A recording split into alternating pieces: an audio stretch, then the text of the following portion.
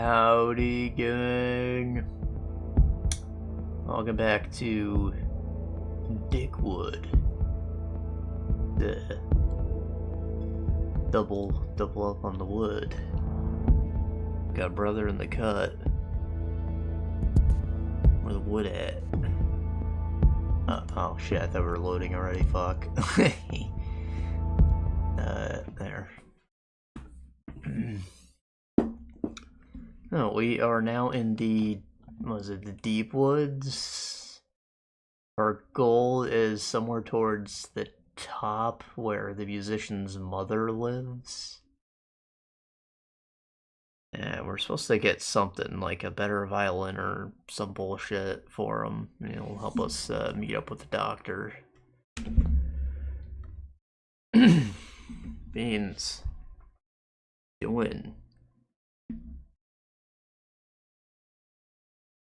Meow. Meow. Ah, you smell like bugles.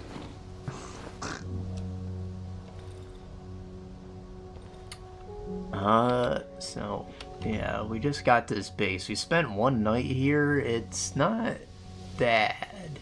It's not good either. It's, like, too big to really defend, but there's a lot of, like, places to run, and we actually survived the first night, so that's good. But we were kind of surviving, like, a lot towards the end of the last session. Like, we got an upgrade nail board, and we have the shovel, too. Apparently, I'm not really supposed to be using a nail board anymore at this point, but I have two of them, so, you know, whatever.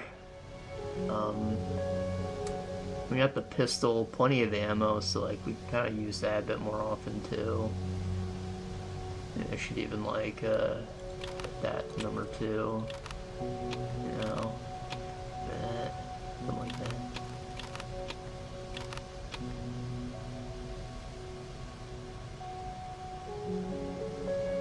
Cook that meat, shells and shit.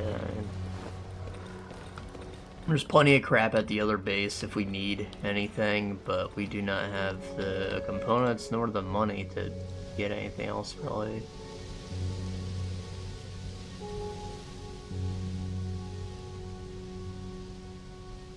Like, I guess my next goal, since I think we maxed out on upgrades, is probably a shotgun. I think I maybe need a long barrel. And just a lot of scrap. I have plenty of weapon parts. And I can build an axe too.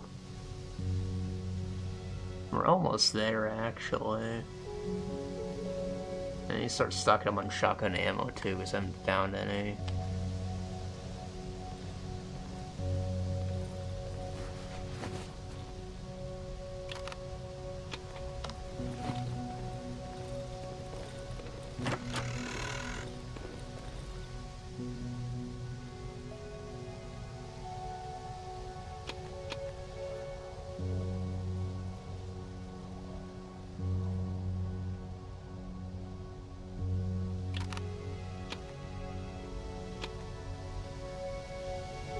What do I need for the shotgun?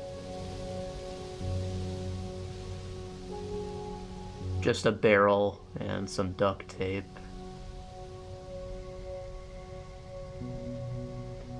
Doable.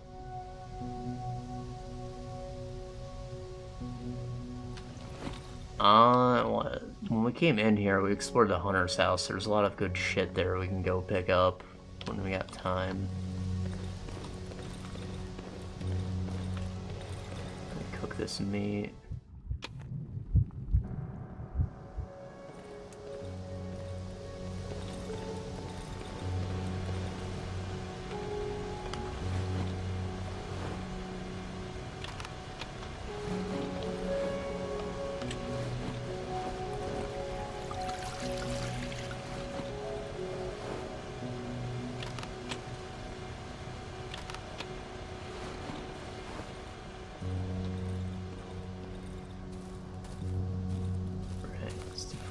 Well, oh, I gotta turn off the generator.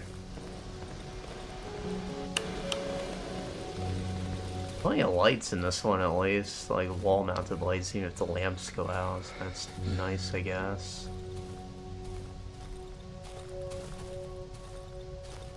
I'll start with something easy and just collecting stuff from the hunter's house. There's a road. Is this it? Green patch.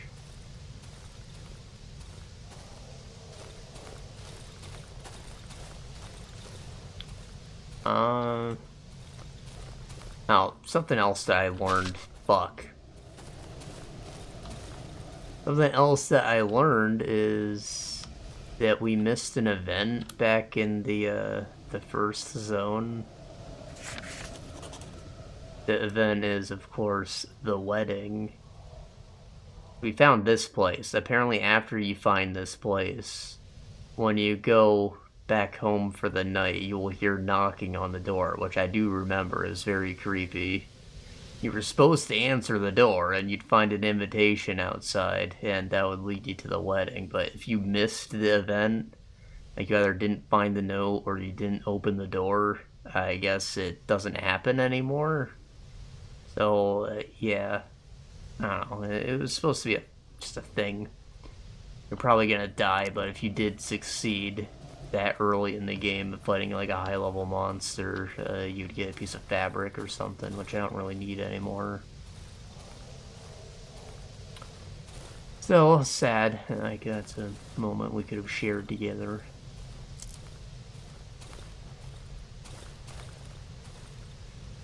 I'm not sure if you wanted you to like go out into the middle of the night and go to the wedding, or if you were supposed to do it the next morning, though. That was kind of unclear from what I read.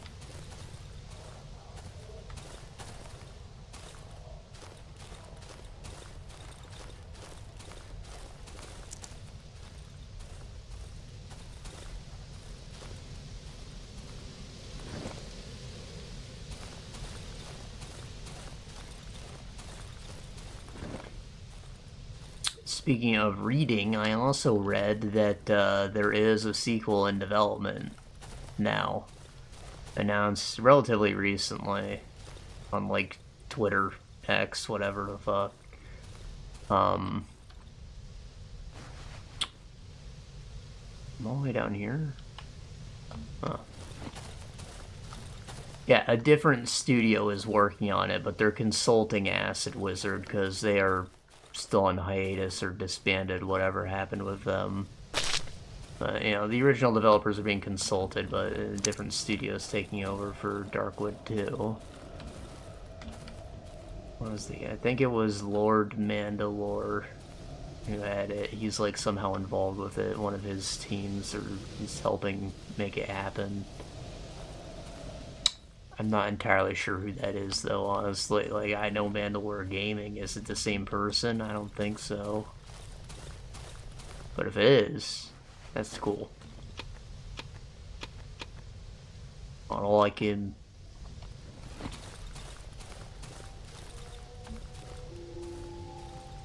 Mostly. There was that one time where there were, like, the fake Vinny DMs, and he like hopped on that bandwagon to try and cancel them, and that's really fucked up. Because they were like so obviously fake.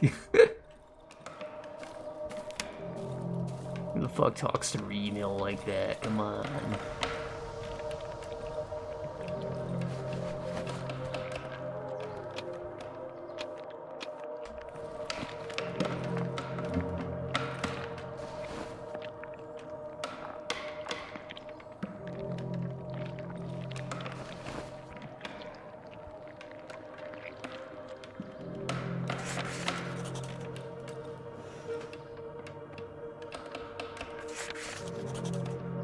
Where's the trophy?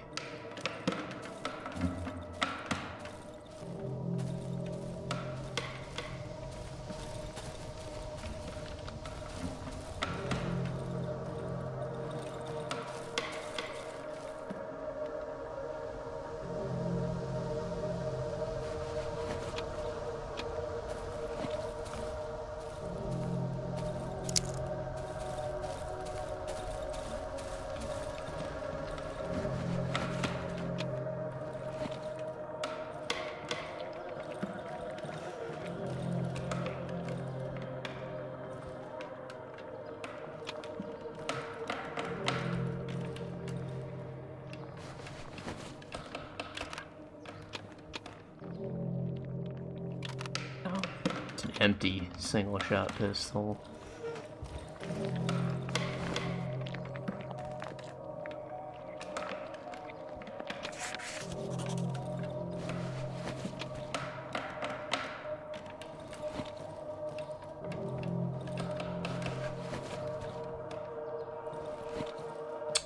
Alright, those are valuable. I'll have to come back. What the hell is that? You hear it often enough, but like, what's it supposed to be?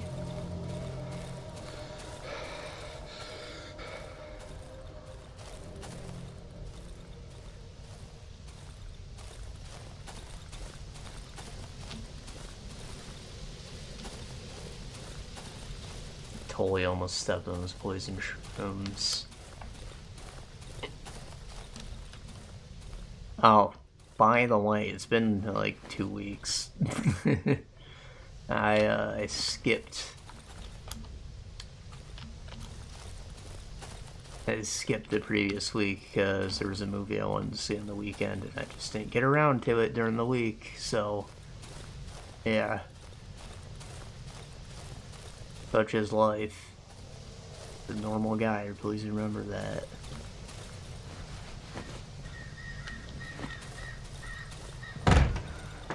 Not a professional.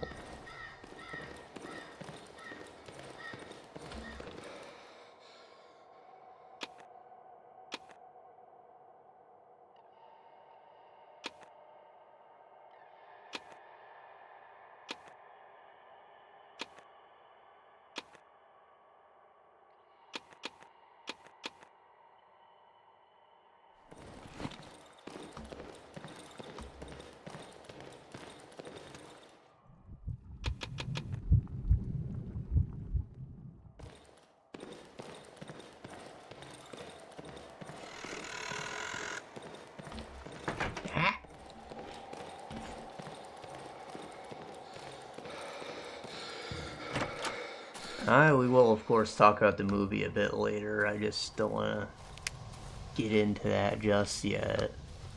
Also got a couple games to talk about. Like, my list filled back up a little quick. Not like a ton, but, you know, I've got more than I thought I would at this point in time.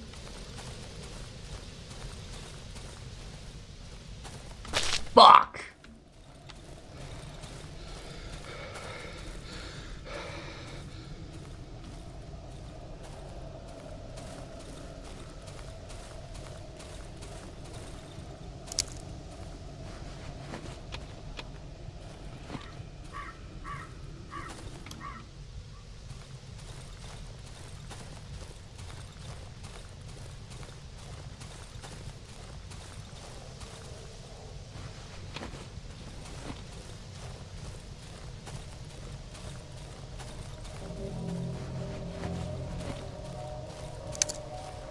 I can't walk in here.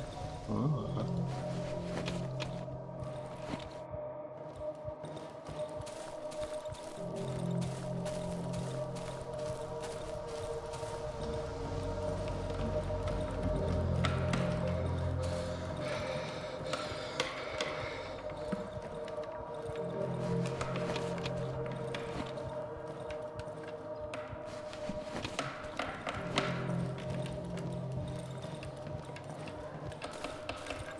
Okay, I think that's everything from here. Good haul. A lot of traps and shit, which only a little useful at first. We'll turn to scrap metal, which I need for gun repairs. If the gun needs repairs, I'm not entirely sure about that. I haven't shot it yet. I've only used the single shot pistols. Maybe it just needs ammo, but maybe I can craft that with it. I need scrap for things. Shovel repairs. That one's true.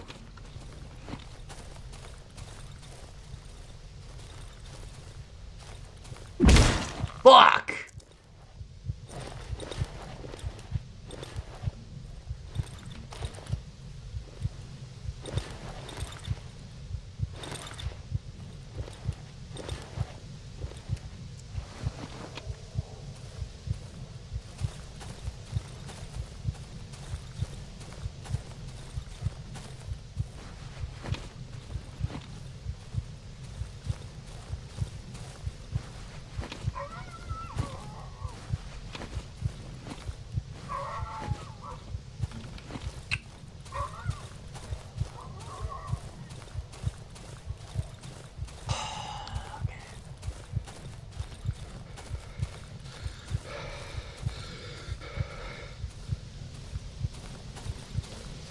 it is... Yes.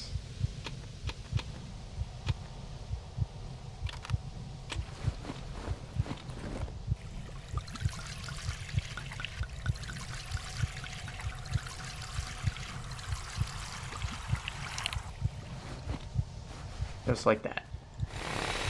Wood.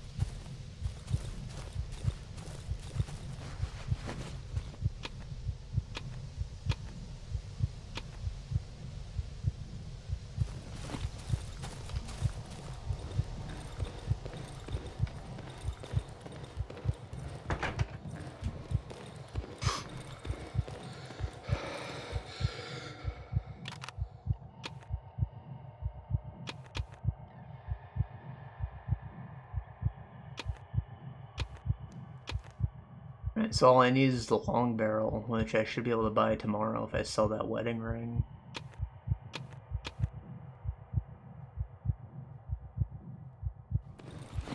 And I can use this to board up some more windows. Or doors, whatever. Make this well watered.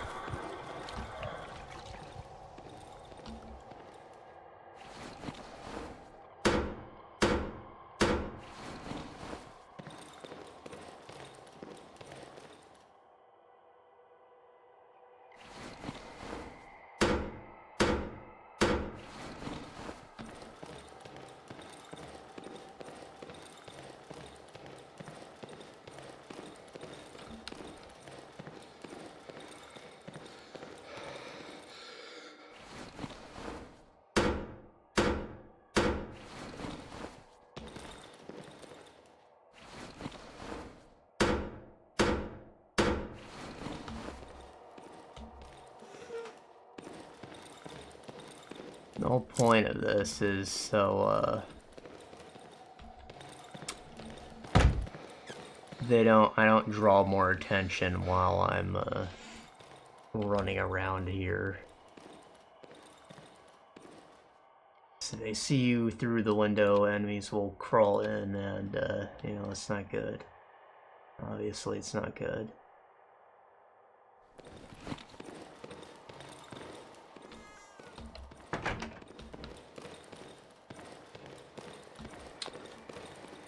But you'll know, in case you were wondering why I waste resources on barricading window when they just get destroyed, it is right. Pro tip. Pro gamer tip. That's what I read. Reading's good. Sometimes, when it's not boring. Some books are not good. Like The Catcher in the Rye. I don't like anything about that one.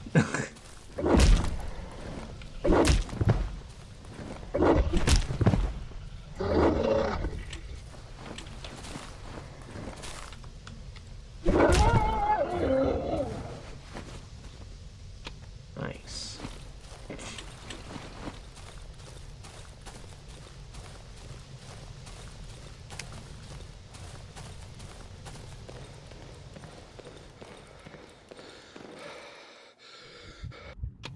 I think most enemies, like, stay dead between the nights. So, like, the more you explore, the safer the forest gets. In a way.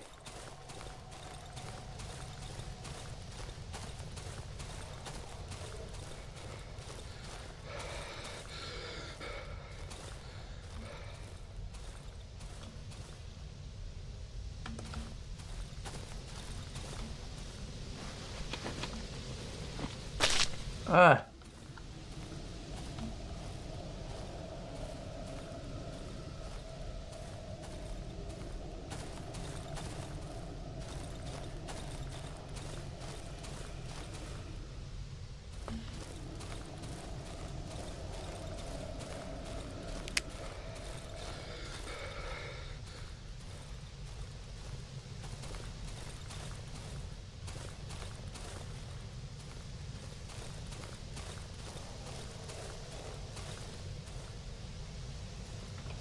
Tree.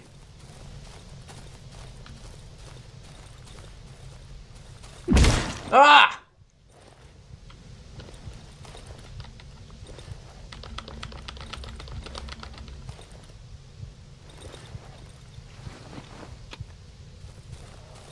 Okay, we can head back now.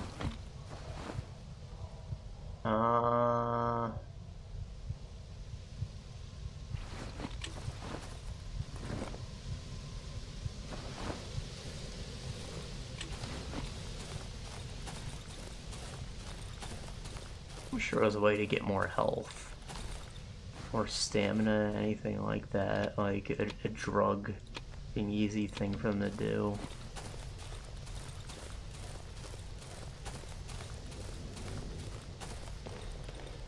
Even just like temporarily. Maybe the painkillers do that and I just haven't taken them because I don't like using consumables.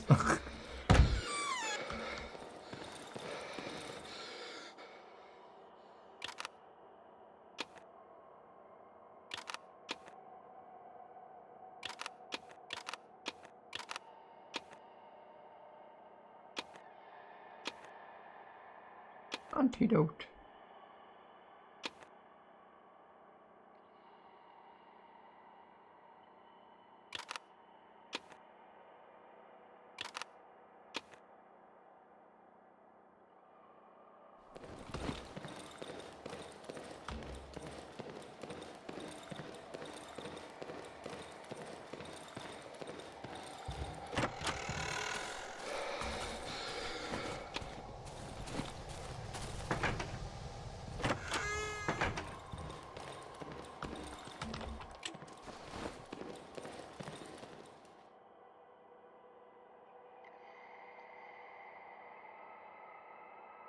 Duct tape and a pipe. Let's make it lighter. Collect more damage. I need rocks and scrap. So I do need to collect rocks. Better materials, weapon durability, sturdy blade, greatly. Takes a second shovel head. I hope that doubles the durability, goddamn.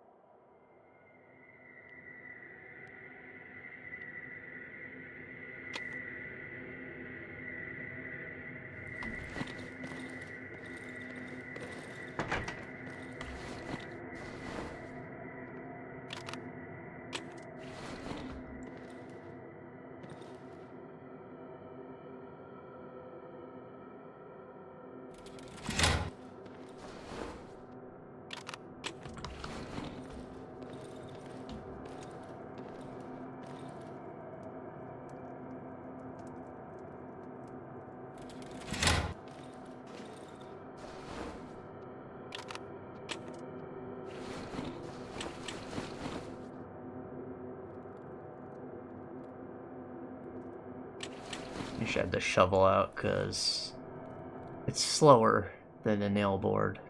It does more damage, but it's slower.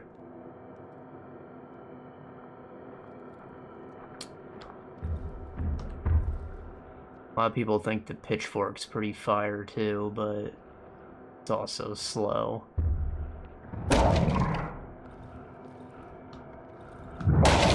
Still breaking my doors, bro.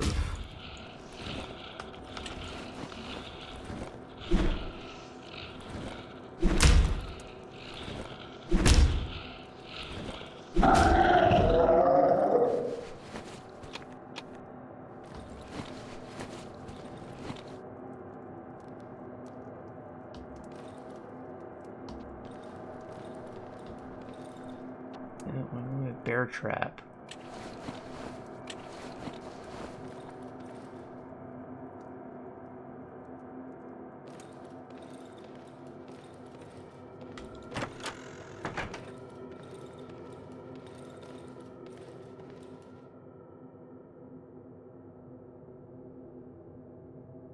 I don't think I have enough boards.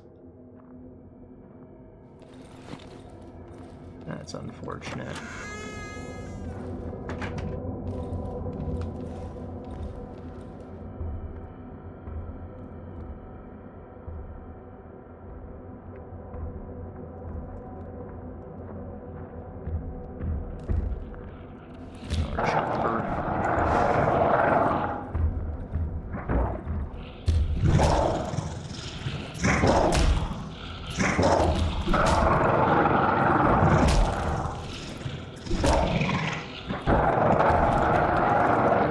Have a lot more health, but they seem easier to dodge than the savages. Damn it! Fucking shit getting in my way. Did it bleed out?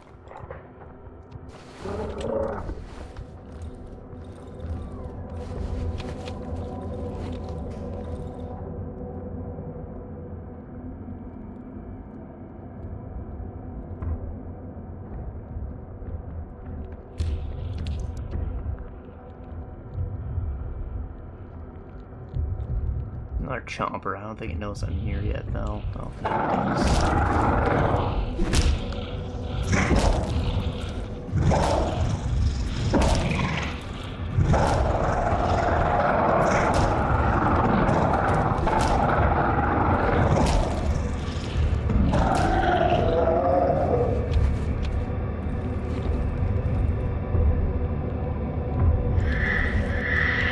What the fuck? Ah! Ah! Ah! Ah! Got fucked by my own trap. The hell did it say that thing was? A banshee?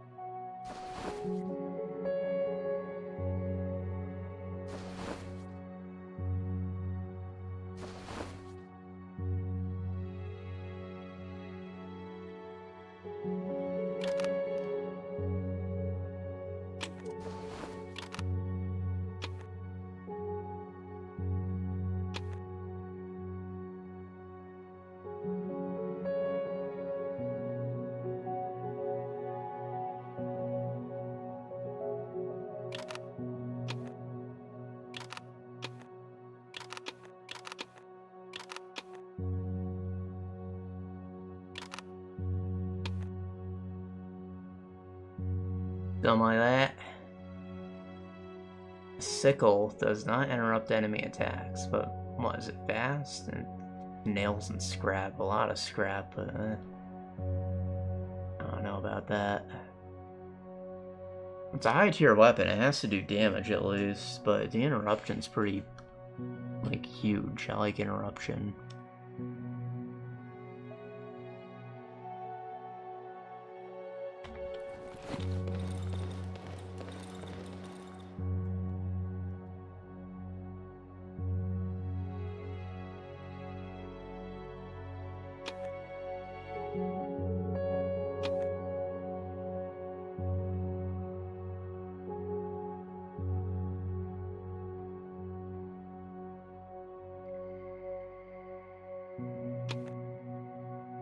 want to be doubly sure that I need a long barrel, not a pipe, to make the shotgun.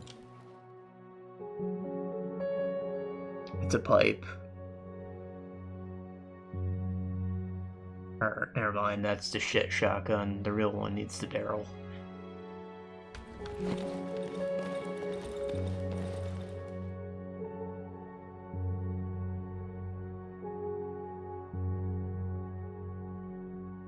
Okay, so give me that.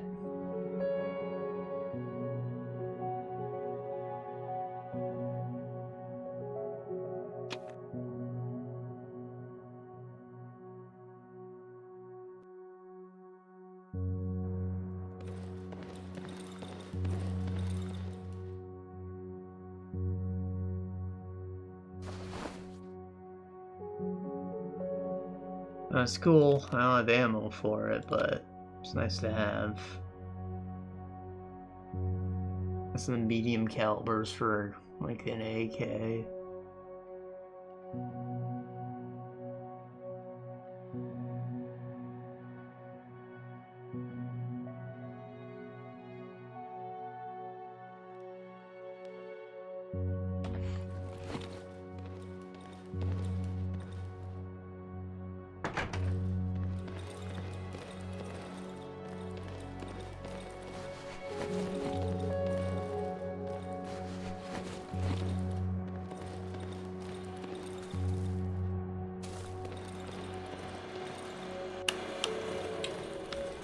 Alright, I need to get fuel.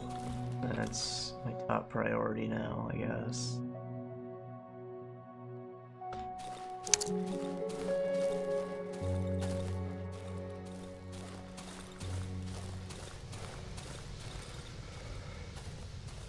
Oh, I can start to go through my list now, I guess, right? We're at a half hour.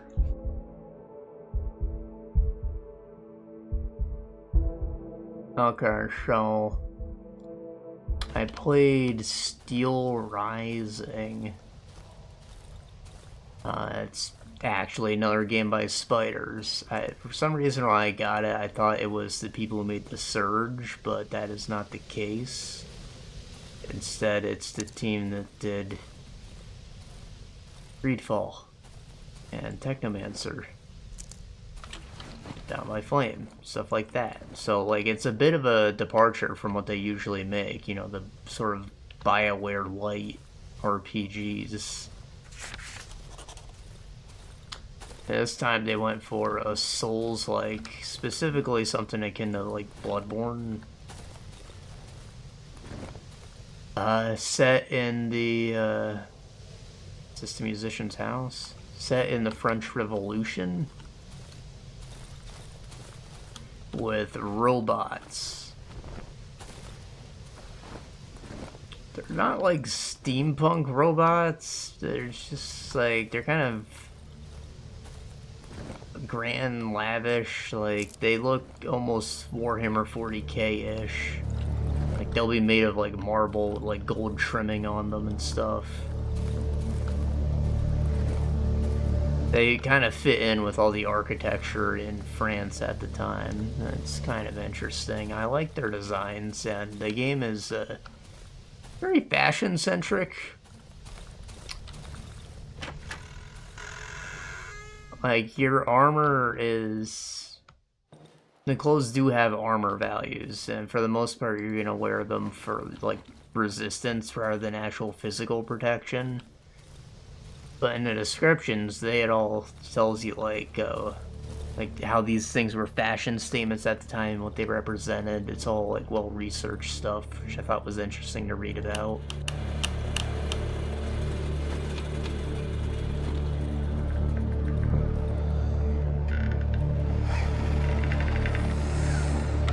Alive, asleep.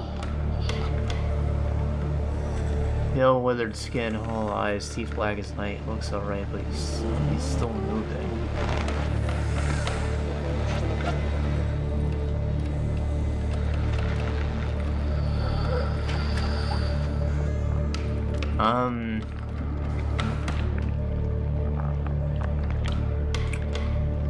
Your character themselves is called Aegis. They are like a dancer, robot, servant bodyguard for the Queen of France at the time.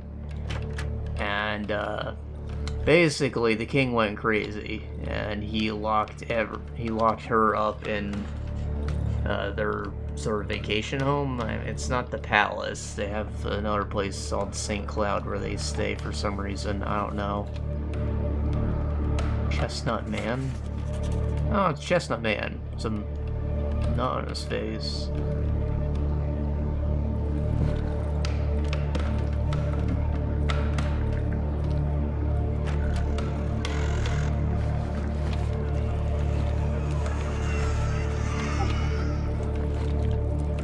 Half-dead woman. She's been lying in this water for quite a while.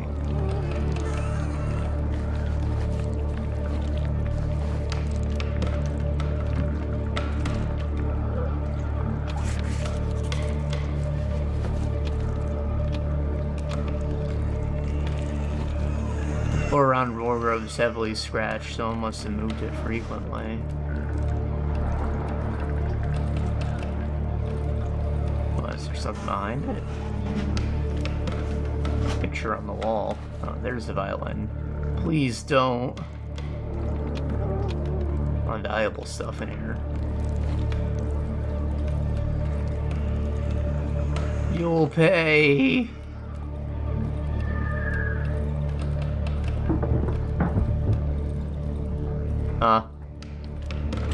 Bitch chasing?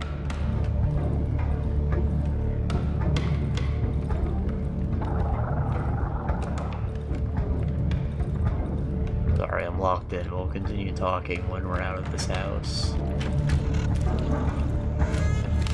The half-dead man's gone. Oh, they're chompers! Chomping on these nuts. Fuck, I'm stuck. I'm actually this bullshit. Fuck. Get me out.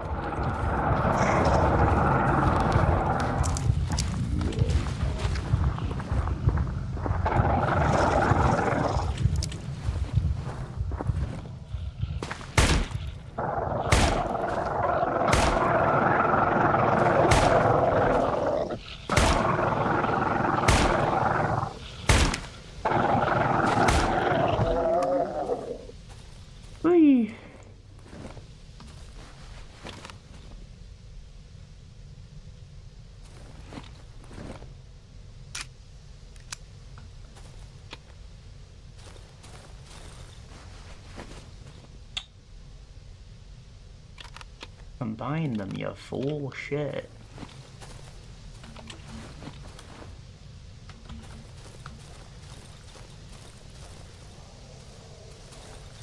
Okay, what was I saying? Your character, Aegis, Dancer, Robot, Queen, you get to customize them? I don't know why, though, because they are like a set character. They talk and stuff, and they're always female, and I don't know.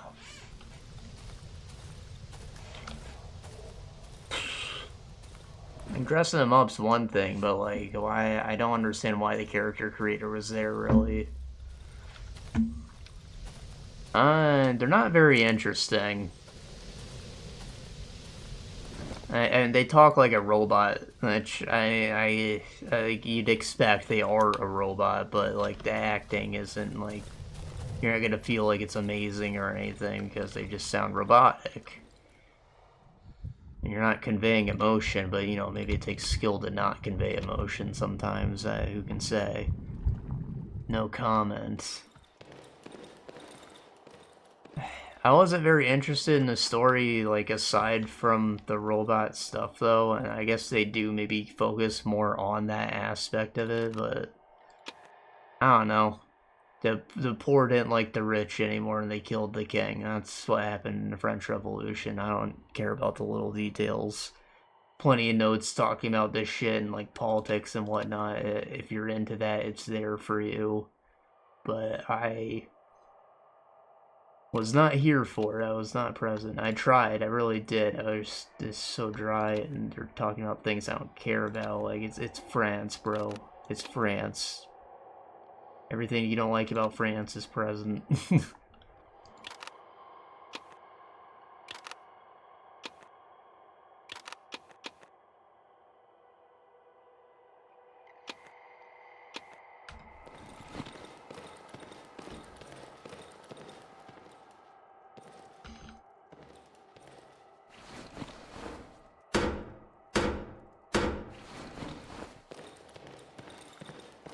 The levels themselves, I think, lacked identity. Like, it's all just streets with stockades and burning shit. Windows and shops are all boarded up. It's all very similar. I mean, there's a couple places, like, there's one where you go to a castle, and it stands out because it's a castle. Everywhere else is just like the city, though. One of them's a mine. That one's also a standout. And then the palace itself. Nothing too crazy, though.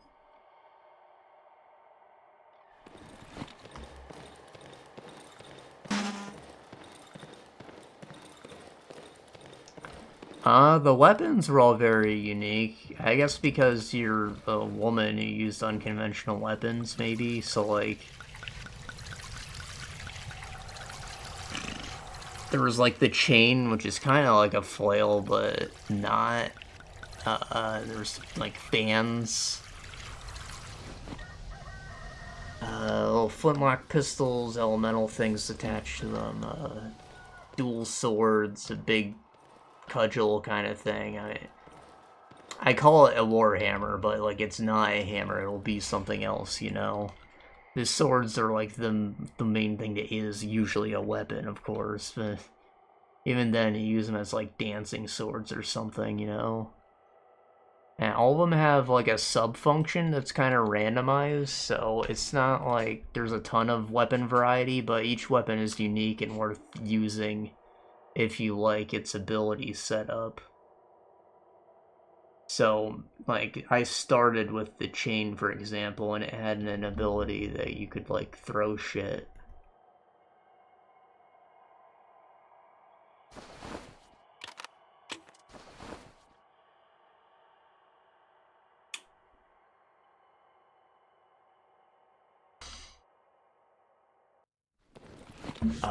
And eventually I picked up a chain that let me put, like, a fire enchantment on myself instead. So I swapped it out for that one because I had started speccing into the elemental affinity skill, or stat. Hold on, where was I supposed to meet the boy? Runner studies constructed around a broken tractor. It's absurd, but I think I may help him.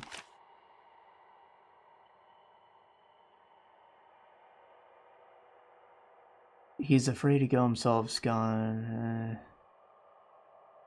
When I bring him the violin, he will get me an appointment with the doctor. Dan better.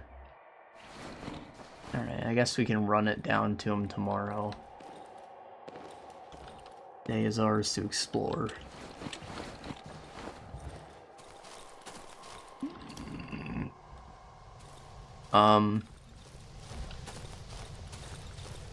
Right, the stats. So these are kind of interesting. Like, they affect things very dramatically.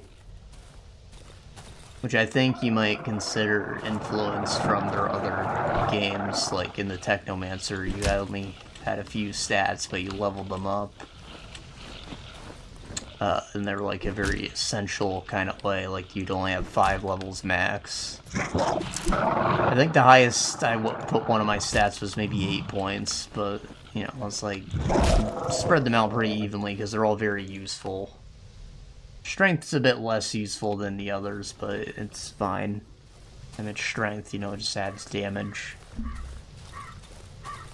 But, like, dexterity adds to your immobilization stat, which is, like,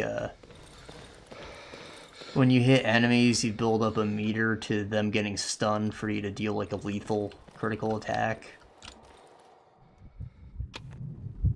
You can also do, like, the sneak up and backstab for the same effect, but, you know, if you want to do it mid-combat, you just have to, like, combo an enemy. And you have to combo them less if you have a higher immobilization stat, so dexterity is actually very good. Because at first I was never really breaking their stance before I would shoot through their health when I was leveling strength and elemental affinity.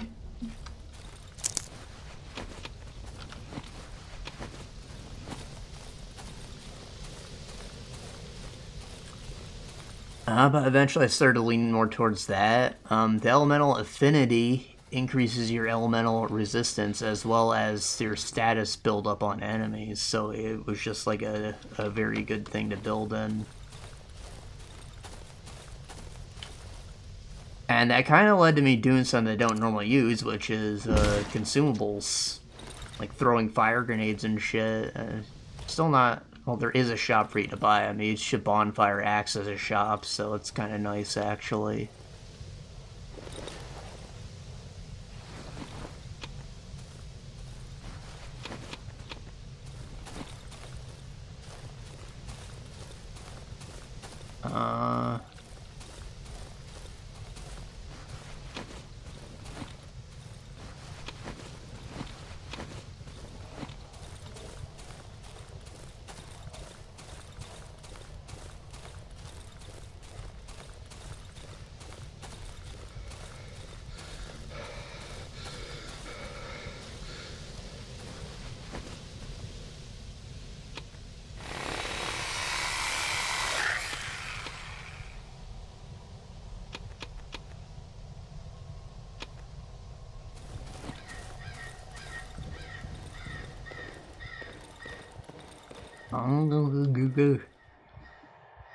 There's also the engineering stat, which also increases status buildup a little, as well as your loot find, so it's kind of like luck.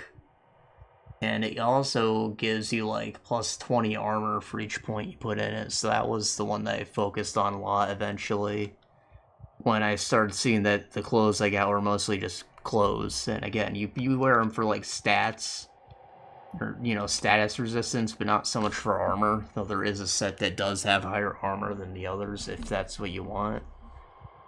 I would say that's similar to how Bloodborne did it.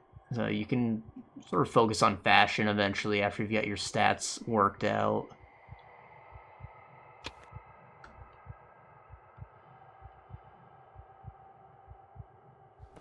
If that's what you want to do.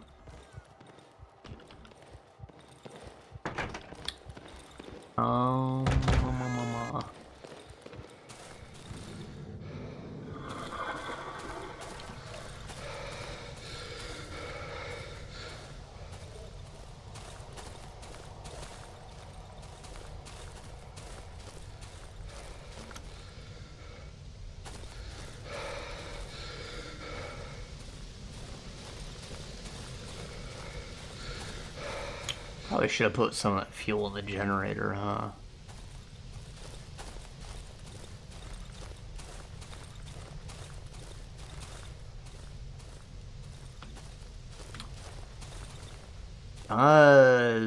Another thing that's weird about the balancing of the game is, the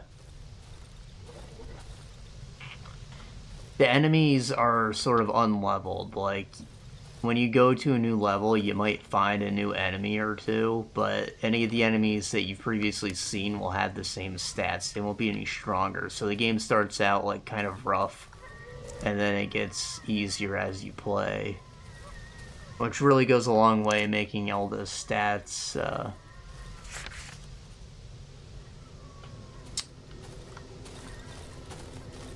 feel significant and impactful, like I was saying they did. Just that the enemies are not, like, growing, so you are, in fact, getting better and outgrowing them with time. The main difference with the enemies you see between levels is usually statuses, so, maybe you will find the dog again, but this time it'll be a fire dog, and it'll have, like, a couple extra moves centered around that, like, usually the fire ones, of course, have a fire breathing, but they can also self-destruct, usually around half health. They'll try and do it.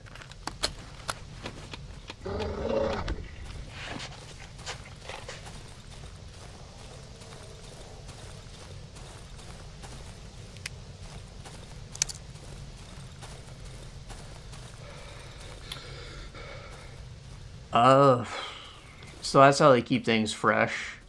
And obviously fire was just an example. There's more status type enemies than that. There's actually 3 elements of ice, fire, and electric.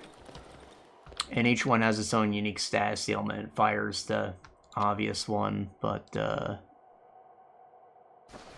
electric does something. It's called fulmination. I have no idea what it's actually supposed to do. Sometimes I feel like it's really fucking me. Other times, it's kind of just a thing.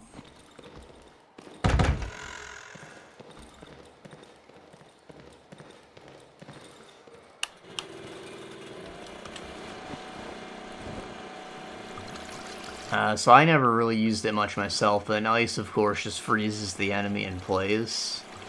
And what's interesting about that is the stamina system, actually. This is kind of the game's unique feature.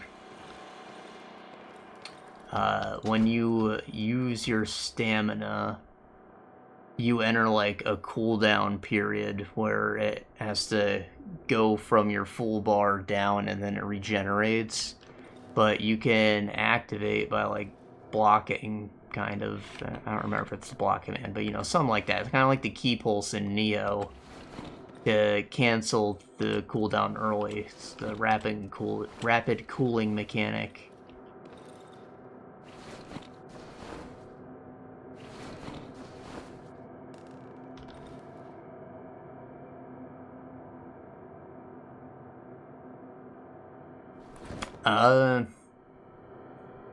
So depending when you push the button, it's either really worth it or really not worth it. Like if it's about to go through the cooldown bar before it starts to recharge, then using it, you are going to take ice buildup with not really getting any benefit out of it. So there's like a bit of a skill element, kind of like a Gears of War reload to it.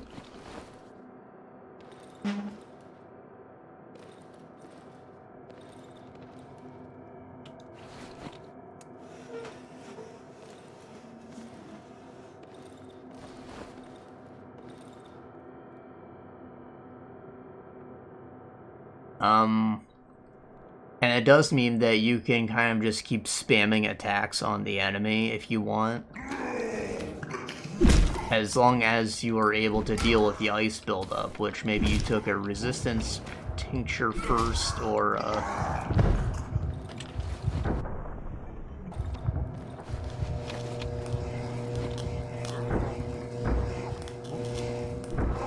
you just have really high ice resistance.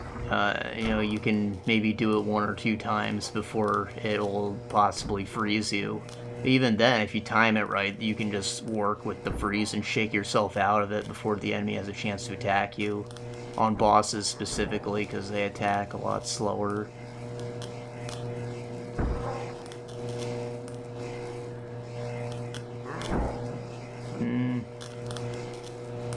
On normal enemies, though, if you're dealing with crowds, it's not really something I do too frequently. Maybe I do it once, but if you're in the level where most of the enemies are ice, just not at all.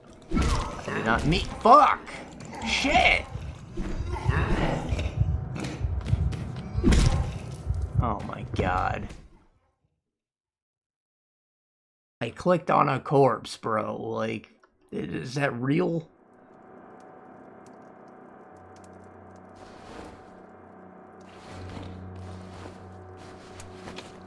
Suffering, pain.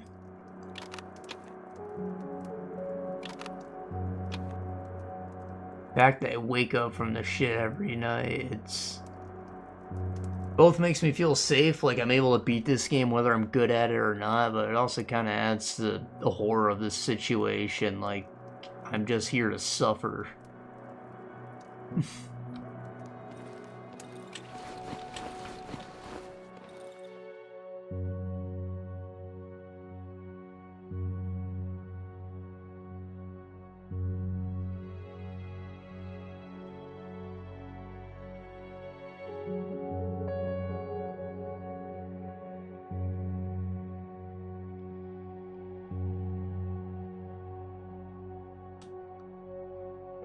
Hold on, I'm gonna trade you for a pipe, hombre.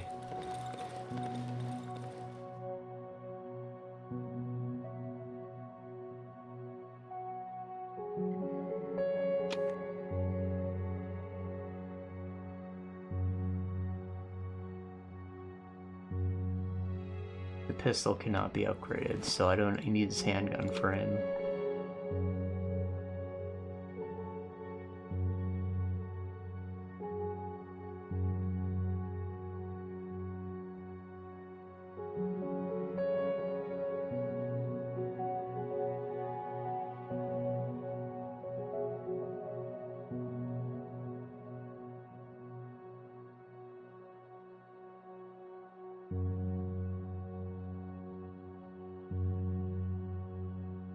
Never mind, I don't need that pipe. If I can only get 2 upgrades in it, it's going to be the sturdy blade. Which I think I already have a shovel head at the other hideout.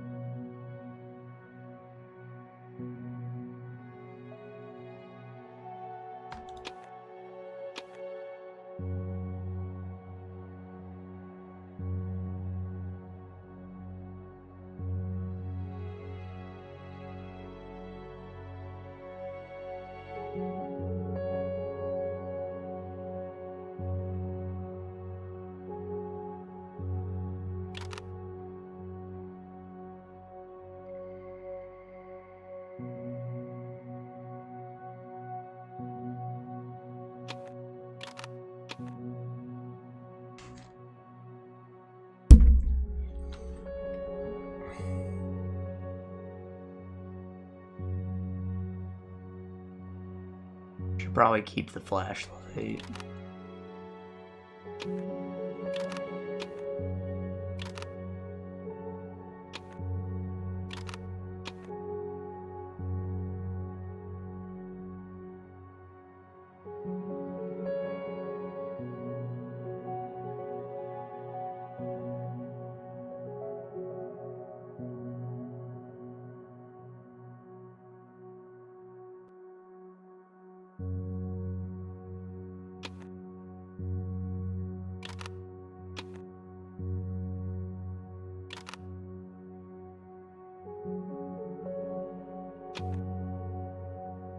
The Molotovs I don't think I'm going to use in combat. They're literally just if I run into the goo.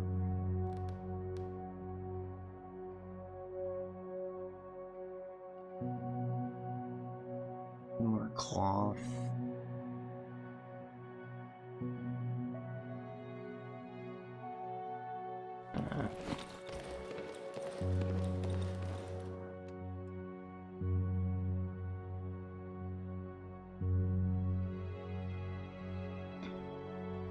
But yeah, the cooldown mechanic, it was a neat idea, but I don't think it's all that interesting, really. In Neo, it was a lot more skill-based, like, there wasn't, you can do it and get no reward from it. It's either you did it or you didn't. There was like a parry almost, like you had a moment to do it, just like the Gears of War reload. Like, it was a more skillful thing, and it felt great, and you could do it infinitely. It was infinitely rewarding.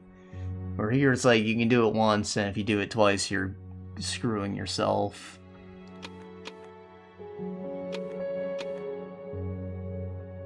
Well, I like that it's there, but, like, it's not the most interesting killer feature from the have. Like, Mortal Shell had an interesting feature. With the hardening, like, that was cool. Really made me think about the way I played more. This, it was just like, it made me play a little more mindlessly, just hammering the buttons eventually. Going into the full immobilization build, you know?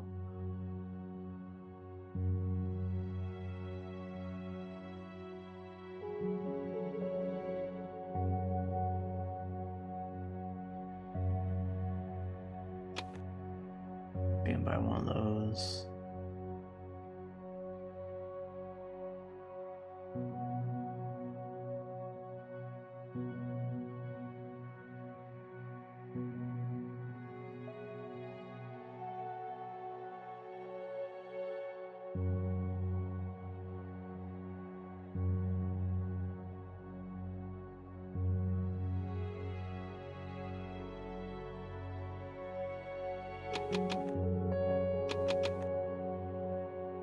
Why not?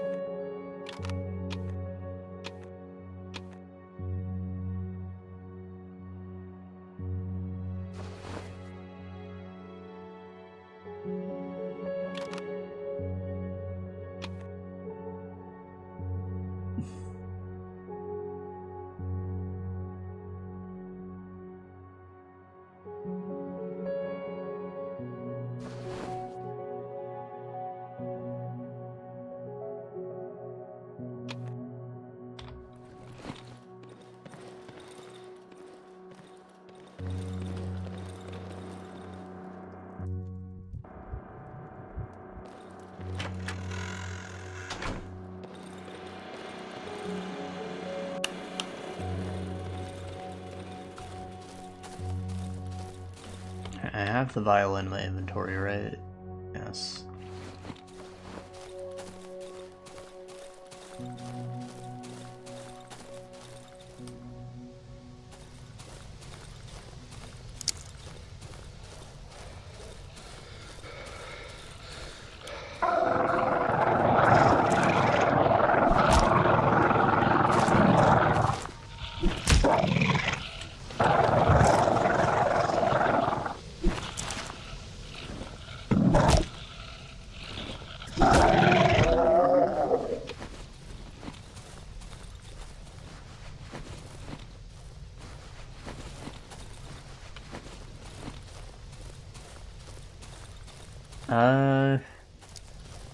The bosses themselves were good, none of them were recycled. There's only like, I don't know, maybe 5 or 6 areas in the game. Each one has a unique boss though, so that's good.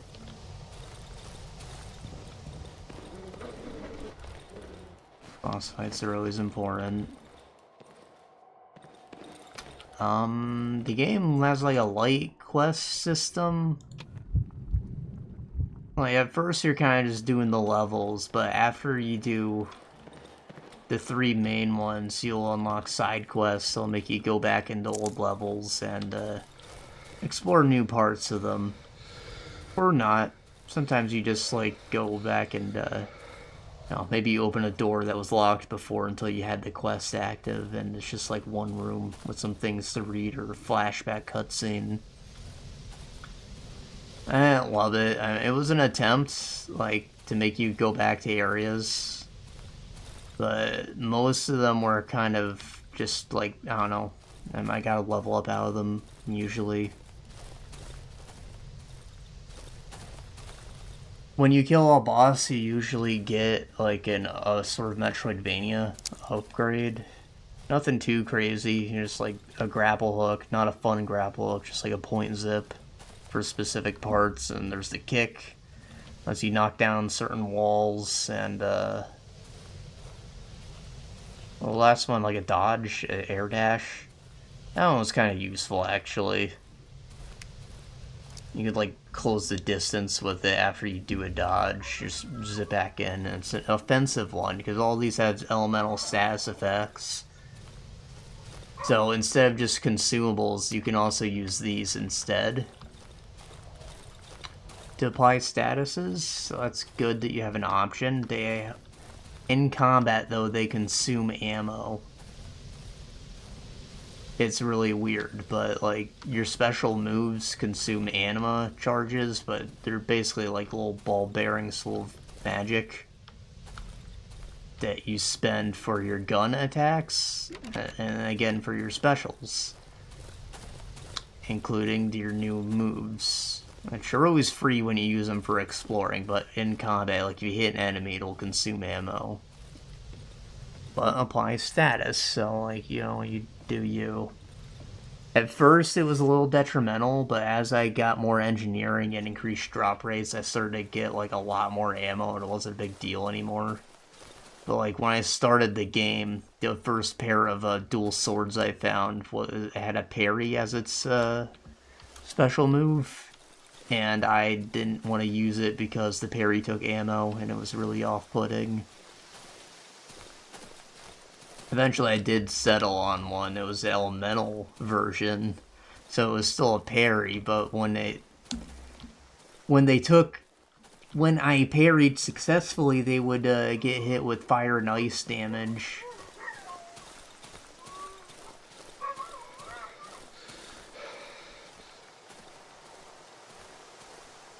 I thought that was pretty cool, pretty good. And like after that, I would just follow up with either the dodge or the kick to apply fire or ice.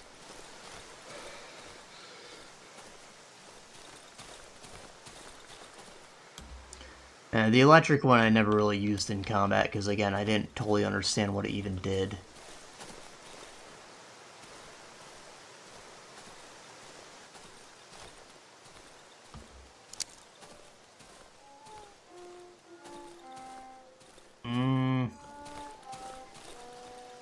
I thought the game was pretty decent looking, and it came out on PS4. It looks of its time.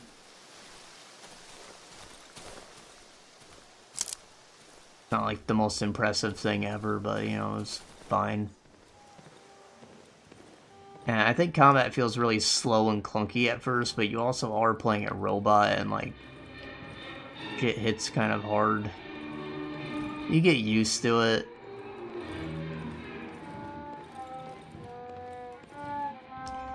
Overall, I would say it was just like a very average experience. I think if the story was able to grip me, pull me in more, not be French, I probably would have enjoyed it a bit more.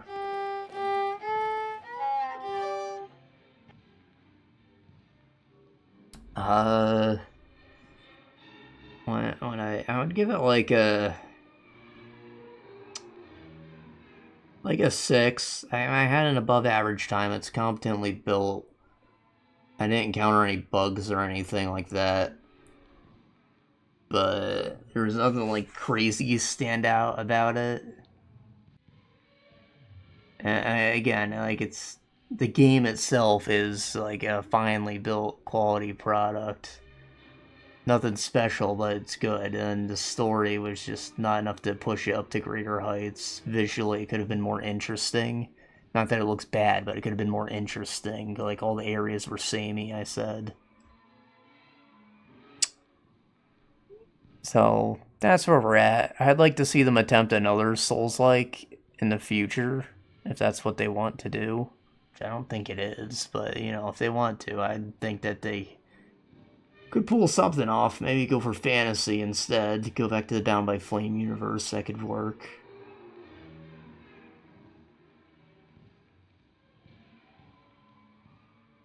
Yeah. And I bought it on a deep sale like years after it came out. It was probably worth what I paid. It was a bit of a struggle to push through. The first few times I played, especially when the game was still very hard, it was longer between me going back to the game, but once I was like halfway through and I started to not die constantly, and I was just playing the game normally, and I was starting to somewhat enjoy myself. I finished it all in like a weekend, like 3 days in a row, back-to-back plays, because it wasn't a struggle anymore. Yeah, it was just alright. Anyways, the boy stops playing and lowers his head, avoiding my sight. Go item, violin. Gee, you did it! This is my mom's violin, so beautiful. Was she happy about the drawing? I forgot to give her the drawing! The kid stares at the violin with bated breath. Now I can pay my pretty lady a visit. I'll play her a serenade.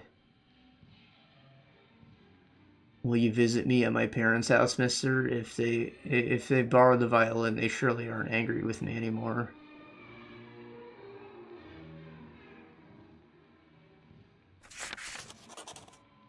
I almost forgot we have an appointment with the doctor. He was happy to learn about the new patient. I told him about you. He's inside the train wreck in the northeastern edge of the old woods.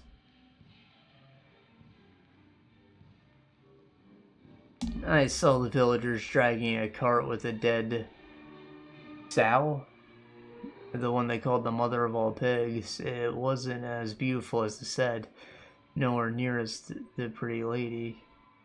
The boy drops his gaze, and that piggy, he was a bit similar to me. The boy sniffles and rubs the mask with his deformed hand. The villagers have been crying after her a lot. I saw them trying to cut through the wall of trees. Do you think it's even possible, sir? Mommy told me once that the wood's never ending, and there's nothing on the other side. Wait, so they're trying to escape now that the pig's dead? I did them a good thing.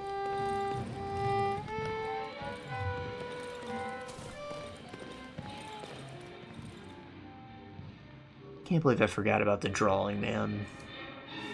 Wonder if that would have, like, saved me.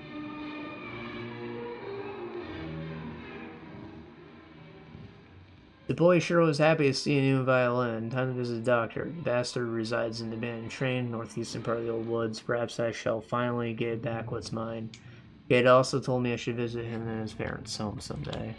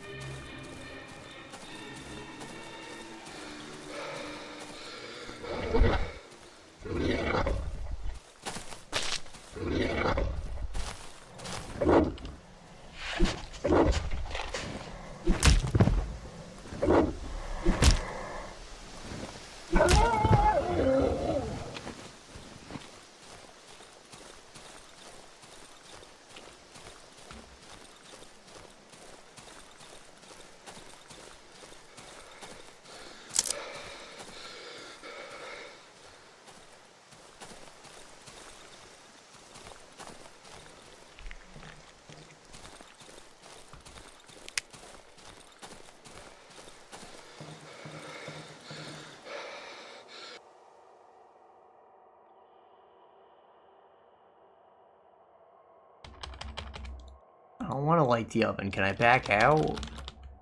Christ.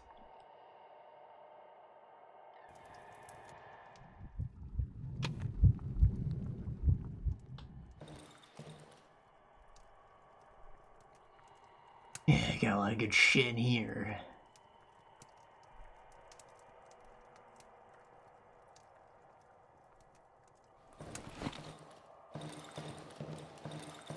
So I want to check in on the pretty lady before we leave.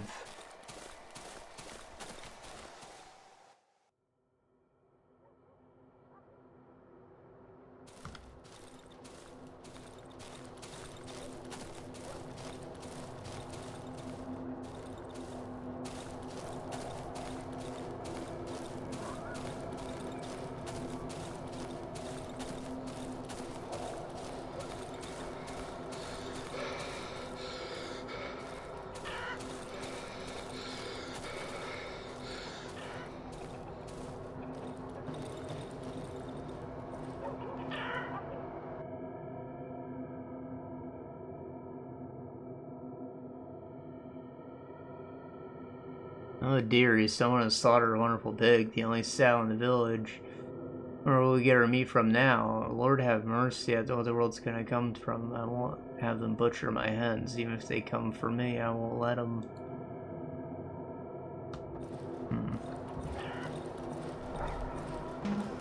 I can just eat eggs, like, meat's not that big a deal.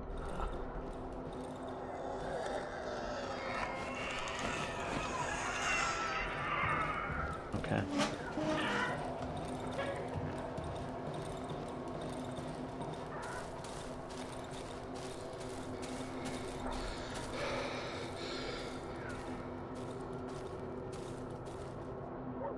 So what else is on our list?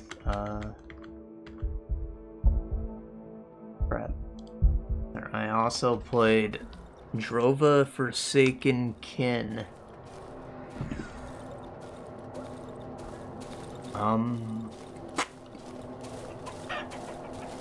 So it's like a pixel art. I can just show you. It's played this one. There, it's pixel art, top-down isometric, and this is something like Gothic.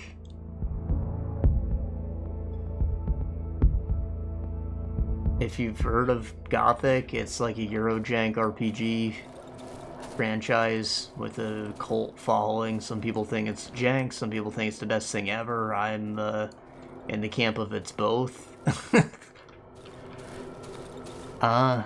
It's not my favorite RPG by any means, but it is pretty good. Anyway, Drova is Gothic inspired, so it's kind of like that on a budget. So, like, there's no voice acting, for example. I think the game obviously could have benefited a lot from it, but what they still made is, like, very good. They thought the story was more compelling than any of the Gothics that I've played. The world was very interesting. It's set in, like, a land of druids, right? And there's, the realms, kind of like in Norse mythology, and one of the realms is called Drova. It's supposed to be like the land of legend, paradise, infinite peace, and whatnot, but I don't know, it's not a place that people can normally get to. However, one day the druids that you lived with found a red stone, and that red stone enabled them to teleport to Drova. All of them died except for you, for reasons. Seemingly, maybe the divinity chose you. They never, like, overtly state it, but I think the events of Act 2 kind of suggests that it has you in its favor.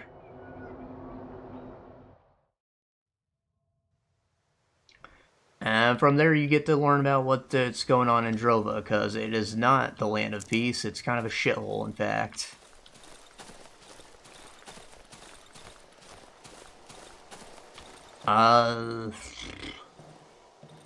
The two main factions are the Remnants,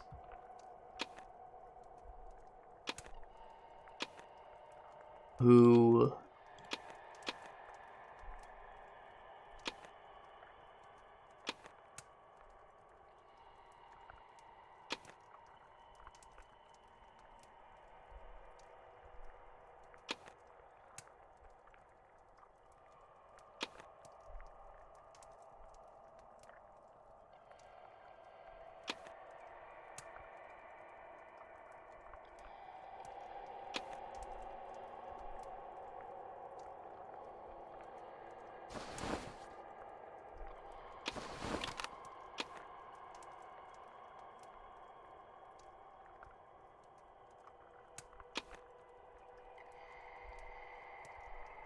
there we go, took a bunch of good shit.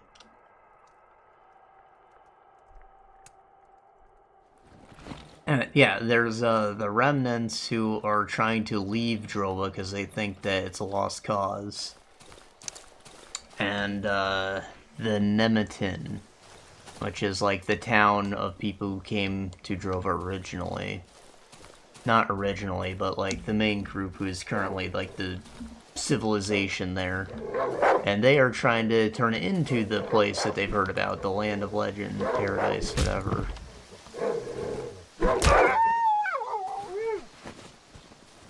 So, like, is that a lost cause, or are you idealist? Do you think that you can make the world better, or are you a fan of giving up? Like, you get to choose one of those two things. I don't think that your faction influences the story all that much. Like, the events are gonna play out the same regardless of which one you go through. There's maybe just a couple different quests. And your character will look different too, of course, and you're upholding different ideals. So, you know, it's just a role-playing thing more than anything else. Just like Gothic, you'll get your armor sets primarily through ranking up within your faction. There are a couple unique ones you can find in, like, very difficult endgame areas. So it will influence your appearance for a while at least.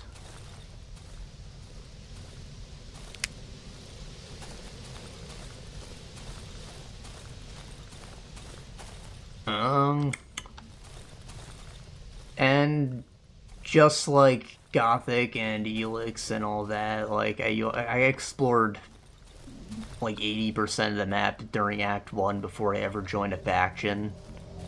Which I still think is an issue with that formula of exploration. Like, I just put my life on the line because I wanted to get quests done and, like, feel out the factions before joining one, which makes sense. Sensible thing to do, right? And once you do join, it's like, yeah, you got this armor, but now you're not going to fight anything in it, and you're just going to skip to the next tier after that, because you already did everything, right?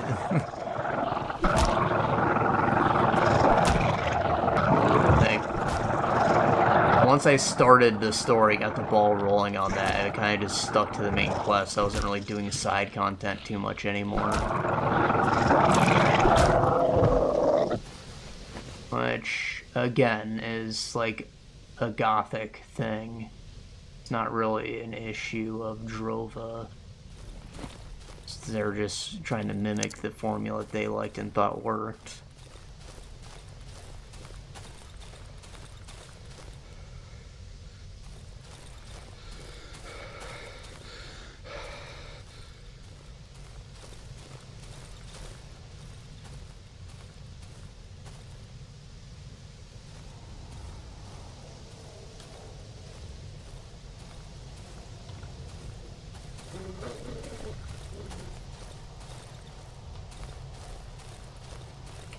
I don't know what's going on with that. My inventory is full.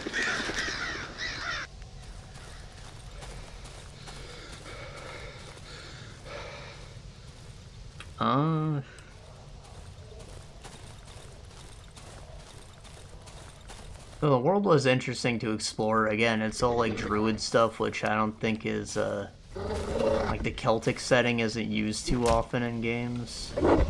And there's a bit of like the ruins of Rome, kind of, specifically. Because there were people who... There was a civilization in Drova before the current one as well, and they disappeared. And as you explore ruins, you can learn more about what happened to them. And figure out why the world's in the current state that it is. And, what's the Ludo narrative, the way that like gameplay reflects the story. I think that they handled that really well in the context of everything that you learn. Act 2 and especially were really cool with that. Like, it wasn't a decision that you make, but it's like something really cool happens as a, you know, a direct consequence of your actions that really, like, makes you think about everything that just happened and recontextualizes your morals and your view of the story and stuff like that. It was cool. I liked that part of the game a lot.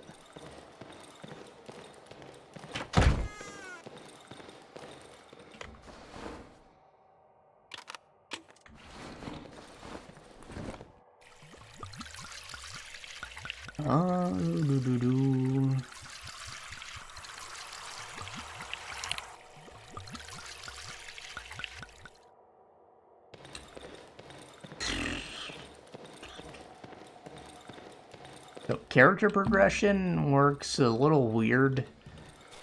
At first, you only really have 2 stats that you're going to level up, which are strength and dexterity. Strength increases your damage output, just like at a flat rate, while dexterity increases your crit chance, and leveling up either of these stats will improve your prowess, which is just like a general combat rating you have, and you need a high enough prowess to wield certain weapons or to learn certain abilities, so you can't just skip to learning weapon abilities right away. You kind of have to build up your prowess stat first.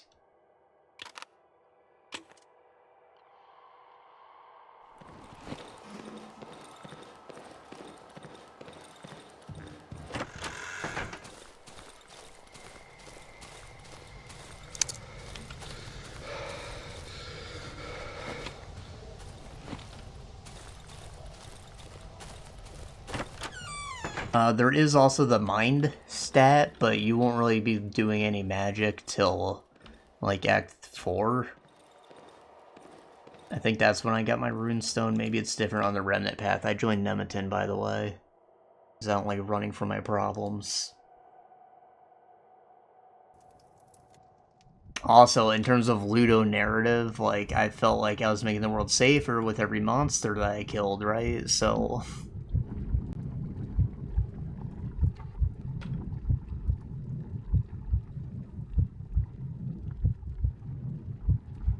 Eat wood, so weird.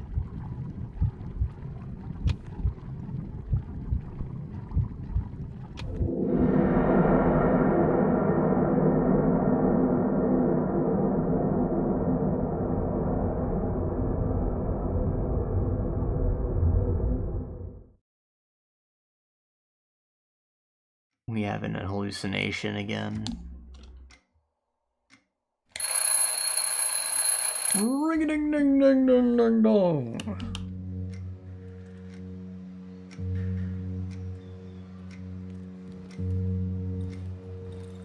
Turn off the light. Okay. I want to sleep more.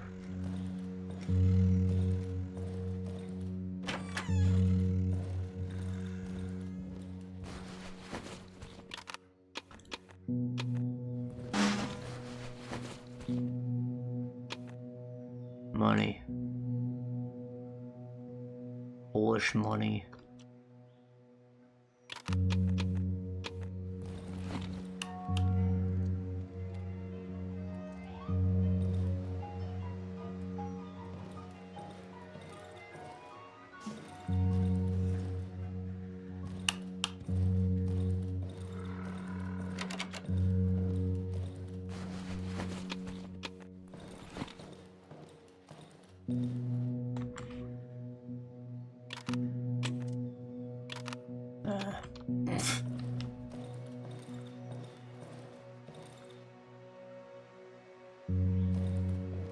Too early to cook. Run myself a bath.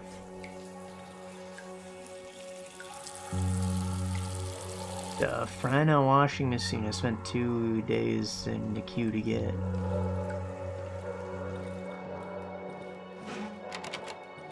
Don't want to go out yet. I need to wake up first. Hey! Oh?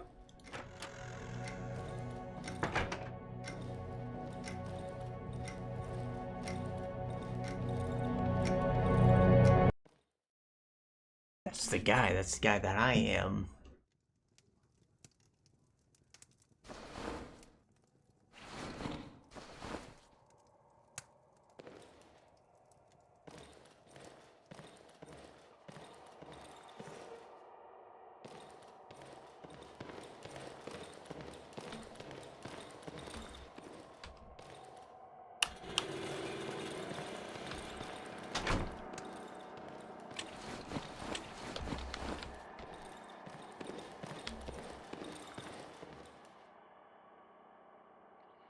An axe head, not a shovel head, which means I gotta buy one of those.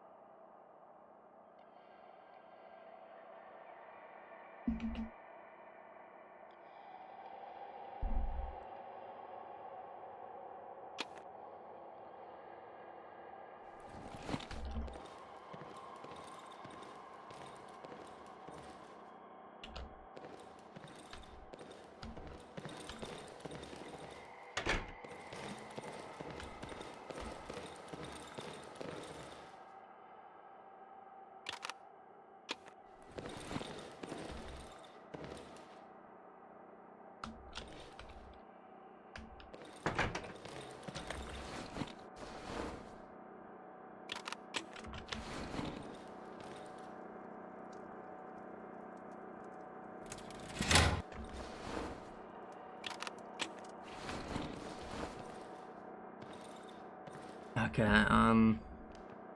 what was I saying?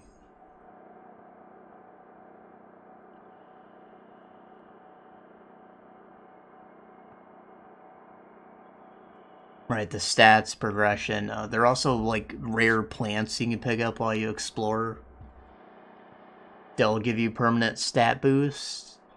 So at first, I wasn't sure if I should hold on to them or not, because it says that they are like a crafting ingredient, and lo and behold, when you talk to the right guy and learn how to brew potions, they can be used to make a potion that'll increase the stats even more than if you just ate the plant. However, your use of those is fairly limited because each one requires you to mix in a mandrake root, which there's only a few of in the game. They're like collectibles. You find them just like the plants. So, like, you're gonna eat most of them. You gotta pick and choose. I wish I knew earlier, so I would have ate them and had an easier early game. I focused specifically on the ones that increased your health for using the mandrake roots, and I picked a couple for focus or mind because that's a stat you didn't have access to early. So it was a bit behind what my strength and dex were for a while. The mind stat specifically increases magic damage output as well as your base focus. Focus is, it's a little meter under your health bar. It goes up as you do damage and don't take damage. And when it reaches the threshold required to use an ability, you can use the ability. So that means you have to hit something a few times before you can cast a spell. But having a higher base focus means that it'll regenerate up to that base point first. So if you really dumped all your points into mind, you could hypothetically regenerate all the way up to full. And then just use spells basically infinitely. I mean, it still has to regenerate a bit, but something.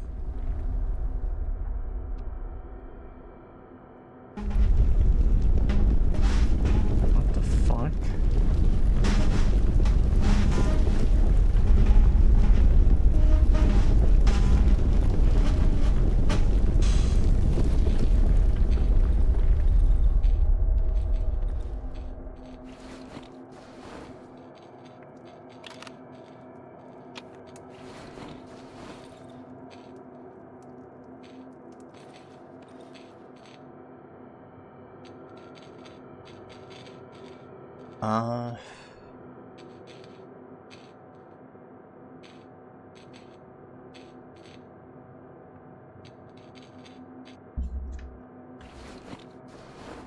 I didn't dislike the system. I think that it maybe would have been better for resource management purposes to just, you know, have traditional mana, but it was interesting, and like when I became a mage, I felt like I was a master of magic because I was able to actually use them without fighting.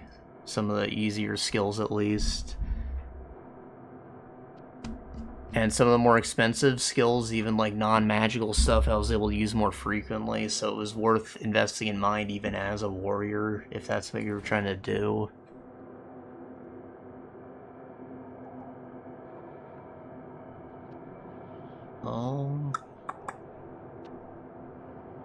And there's, of course, all the perks you can get. So when you go to a trainer, you can learn like basic weapon handling for each weapon type, as well as passive benefits to make each one feel more unique. At the start of the game,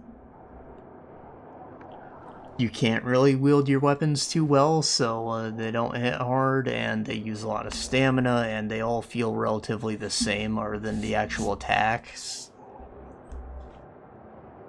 For melee weapons, you have swords, spears, axes, and daggers. Now, if you use a sword or a spear, you can optionally offhand either a sling or a shield. Having a shield just in general gives you more armor, so that's like the smart thing to do early, but slings do a decent amount of stance damage. Stance is kind of like how it worked in Steelrising. You just hit a guy a bunch and you eventually stun them, and they take more damage while stunned.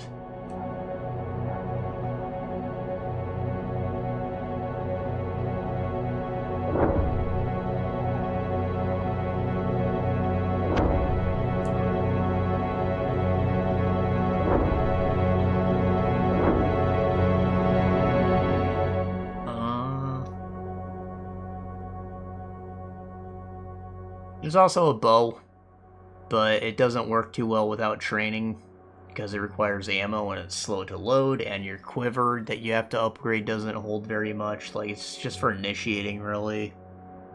It's very powerful when you train in it, but at the start it wasn't worth using. I'm just like, basically I'd say stick with the axe because it has the most reach and does the most damage without training. Eventually I fell into the sword and shield, because the sword combos quick enough, and is, there's a lot more swords. I was finding, like, good swords out in the wild that I wanted to wield. I was using the spear for a bit, because if you don't have an offhand, it has a unique attack, which was very, very good on the spear. Its main attacks were kind of, hit and miss, though. Like, they're slow, just pokes. Apparently there's a power attack if you hold the attack button that the game never really told you about. I kind of figured that out after I got training and said, oh, power attacks use less stamina now. Okay, I guess that's maybe what you're supposed to do with the spear, just big poke.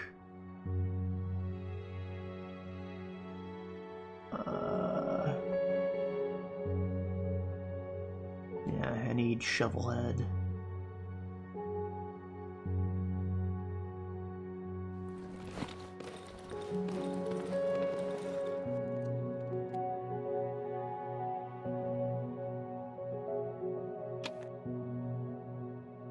And more scrap if he has it.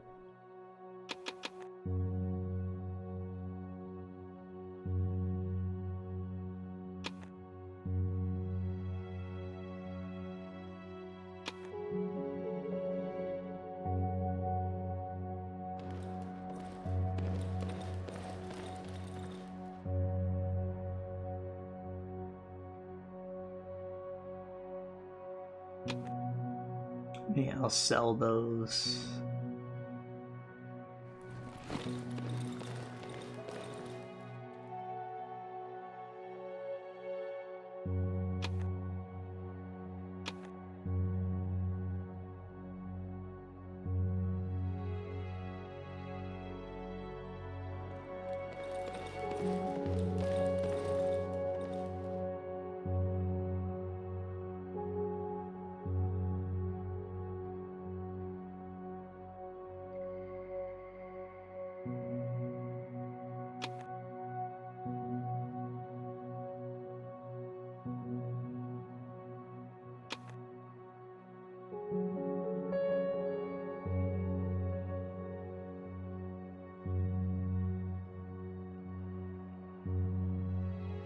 Okay.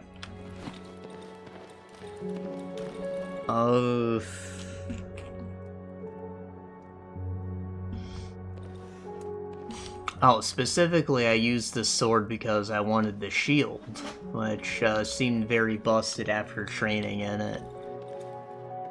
Basically, if you do a timed block, you take no damage and... Damn it. Take no damage and you can stun the enemy. So, like, with... I think it was patched in, the boss in the Red Moor, Bloody Moor, is like a very late game event, but there's like an optional super boss in there. And the reward for killing him is actually like a sort of V-Rising transformation that makes you move really fast. It was lovely to have for getting it over the world. For that, you had to use like feather potions, which are kind of hard and expensive to make.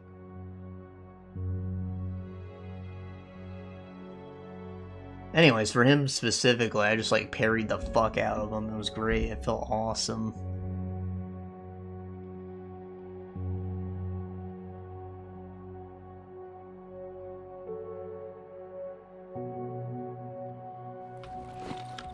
Right, the drawing.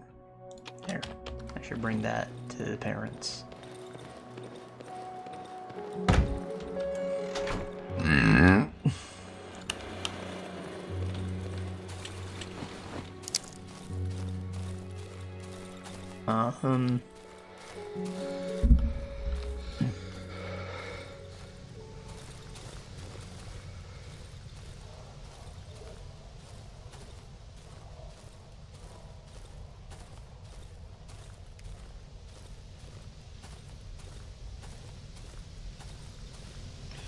The axe looks like it was just gonna get even stronger, and after you've broken an enemy, you would be able to, like, execute them. That seemed pretty cool. The daggers seemed like they were gonna be really cracked. They would give you stamina back, which means that you can dodge frequently. There is no way to increase your stamina. You can dodge like 3 times. There's a charm you can get that makes you have like a 4th dodger. No, it's armor. Light armor does. There is a charm that gives you like 50% more damage after a dodge, though, so that's a thing. And there is a charm that regenerates stamina faster. Like, there's a whole dodge build I had, like, cooked up in my head if I wanted to play again. I don't think that there's too much story difference if I were to replay, but, you know, maybe it is something I would like to revisit in the future. Anyways, every time you crit, the enemy gets a bleed stack. Bleeding is like your main source of damage early on. Using attacks that have like dedicated bleeder rate, stack them up.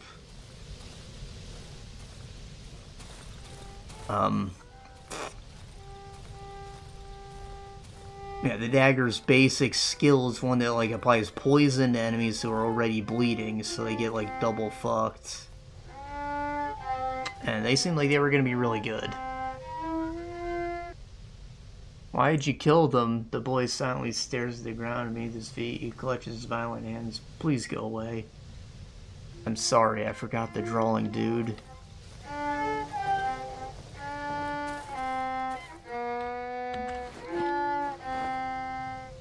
This is for you.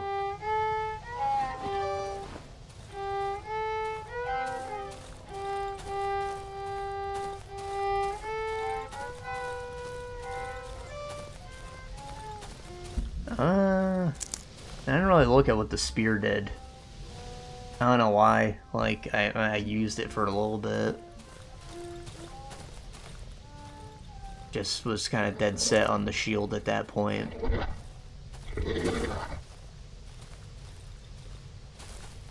And eventually I got really into the magic once it was available. I became like a fire breather. I had like a lightning storm skill that was sweet. I had to do like a cool puzzle to unlock that. And a couple other spells I used here and there, but like the fire shout had the most range, so it was one of the more useful ones.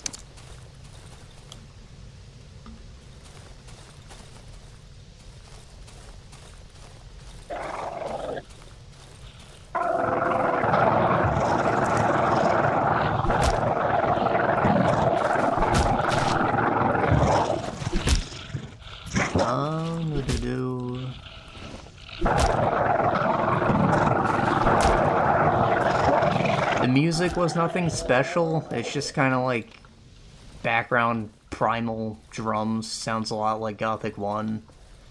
This is, of course, what they were going for. Everything goes back to Gothic, but I just like put on podcasts because it wasn't like music.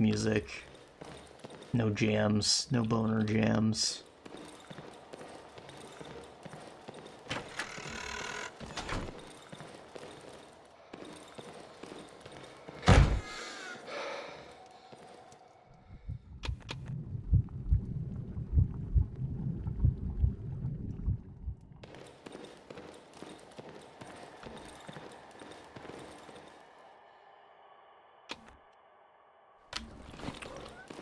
Meow.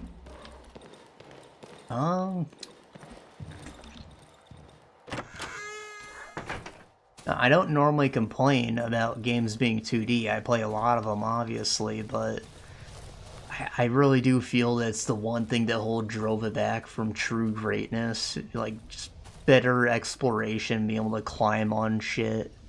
Which, there is technically some verticality, like it's flat, but they're like cliffs that you can go down. You vault down them as like shortcuts, but you can't climb back up them. And there isn't a jump, but there is the misstep spell you can learn later to like cross over small gaps, get into certain areas.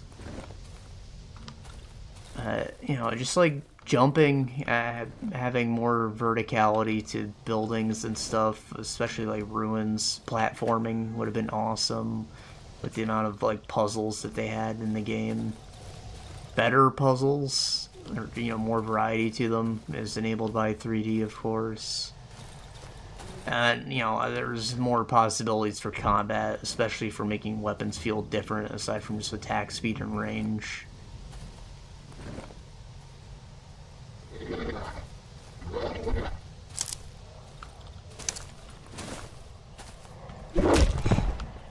Not that what's there wasn't enjoyable, but like if they do a sequel, it's gotta be 3D, man.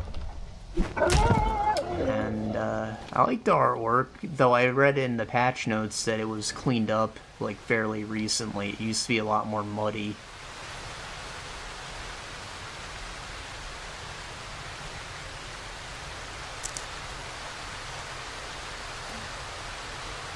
So I think it's like pretty detailed pixel art.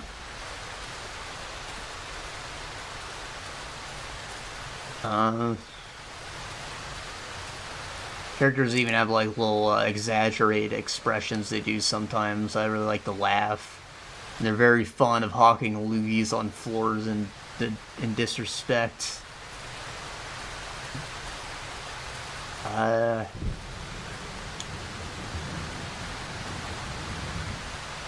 I said the story was very good. Again, that large part of that is the Ludo narrative. Like, it just makes you feel immersed in the world with how the gameplay reflects the story. You know, like at the beginning in the woodcutters' camps, there's rippers nearby, and they tell you about it. You go there, there are in fact rippers. There's even like an alpha ripper. And they do rip your ass open, so they're very dangerous. You can see why they're a big problem for the woodcutters. And if you do kill them and go back, you can tell them. They never give you a quest to take care of it for them, but if you tell them, they'll reward you.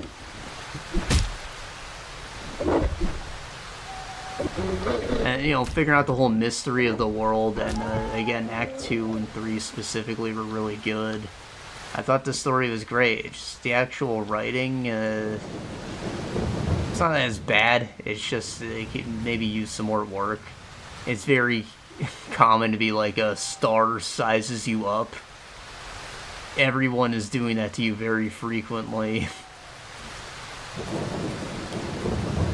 And that's another thing where I was talking about where it could have benefited from being 3D. Like, instead of star sizes you up, they could have just, like, had an animation of them sizing you up with their eyes. But, you know, that's something that they can't animate with 16-bit pixel art.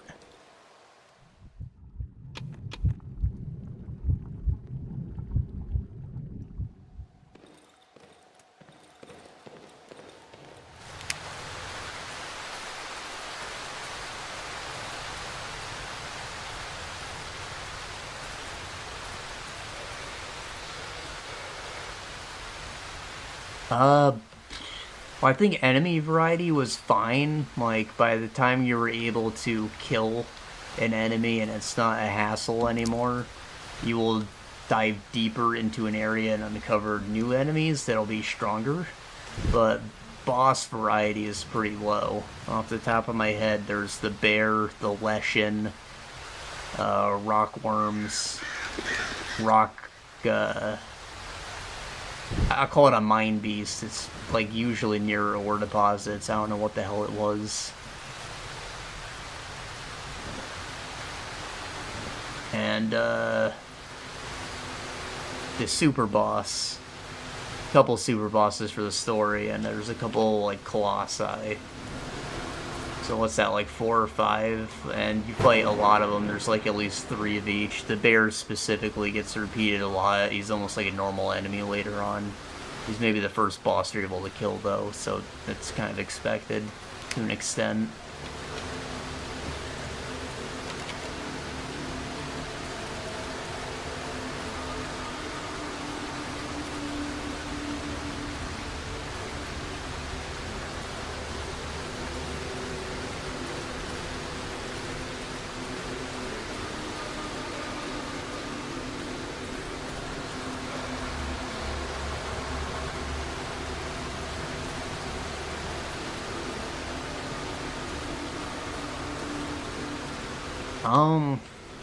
As for like spacing, the world is unleveled, so like the enemies are not scaling with you at any point. A Ripper's always a Ripper, and it is always a threat.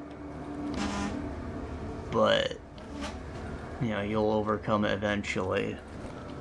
But they set it up kind of like Breath of the Wild, I guess you could say, where it's as you go outward from a central point rather than you just kind of wander into the wrong area. You can feel 4702.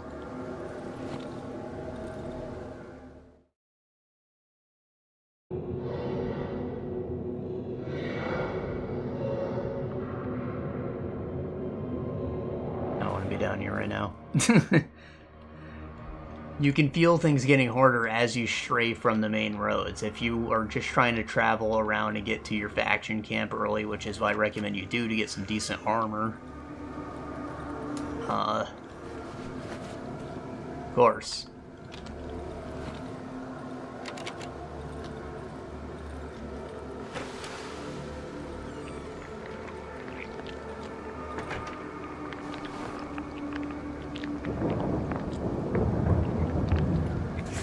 You'll be relatively safe on the roads. Maybe you'll encounter some Rippers, but that's like maybe the lowest tier enemy next to flies.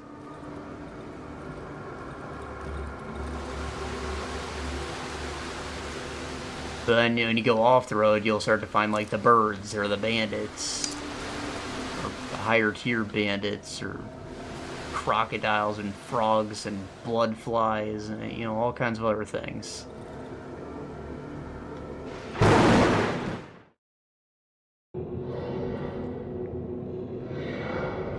So rather than out from a central point, it's more just like as you get away from the roads, things get more unsafe, but still, like, the Breath of the Wild thing applies. In Gothic, it's more just kind of random, like, there's a space next to the old camp that's got some really hard shit, and then there's a space that's shit that you might be able to kind of kill without training. Gothic's very brutal. Fuck. I need a lamp.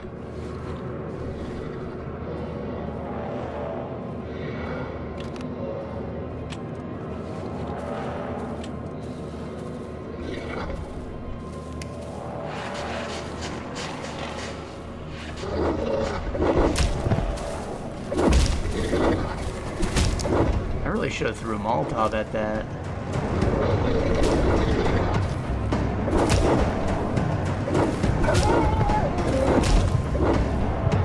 Damn.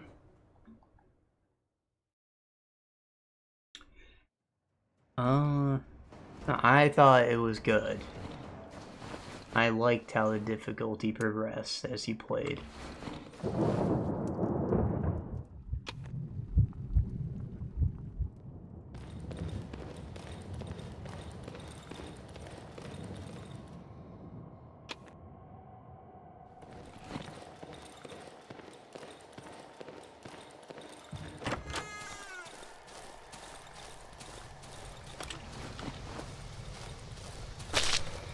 Fuck.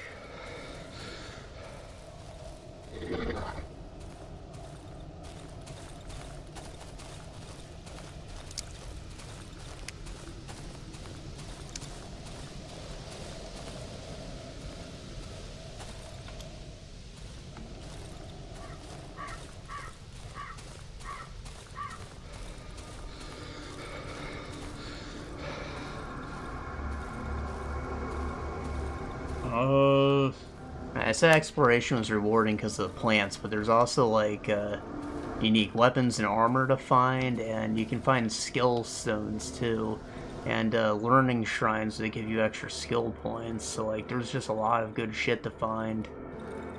And there's the stat shrines too. They're tied to a whole quest around like an optional super boss and lore and shit. I thought the exploration was really good, aside from just, you know, lack of platforming and, you know, more puzzles would have been great, but again, we've talked about that already.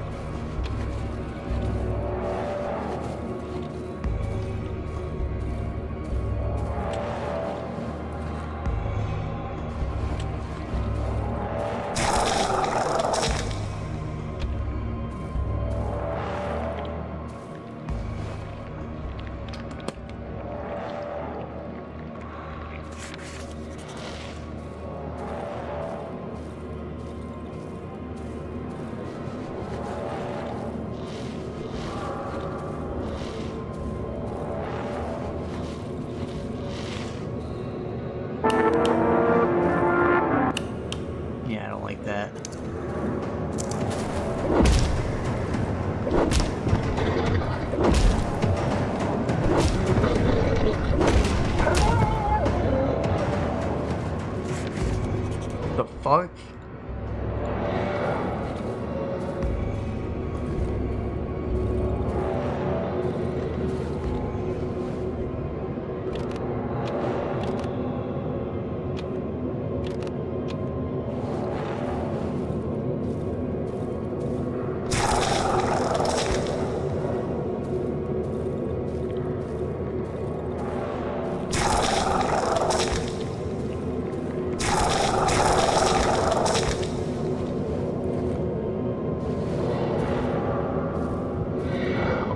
I'm fighting the poison.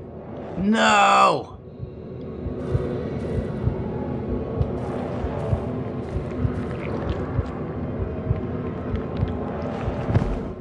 Damn it.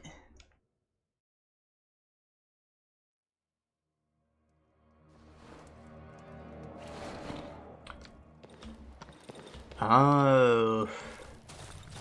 How long was the game? It was pretty lengthy, I thought. Again, once the ball got rolling on the story,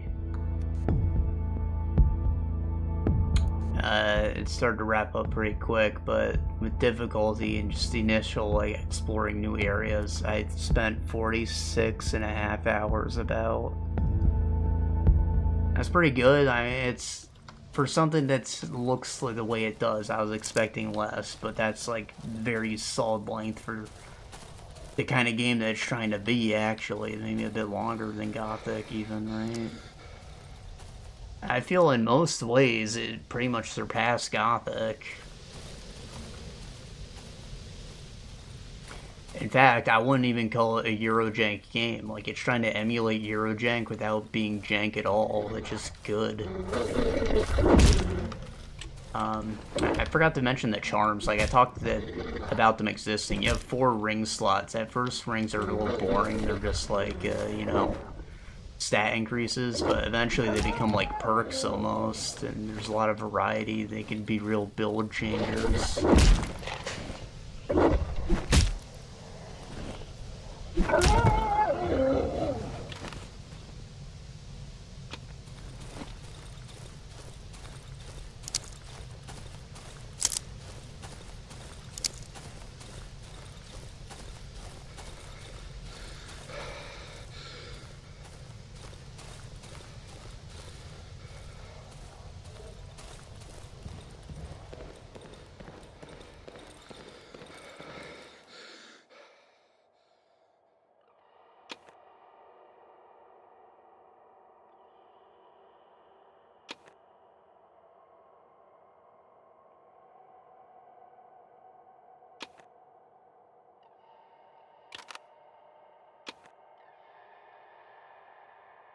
Need pills. Where are my pills?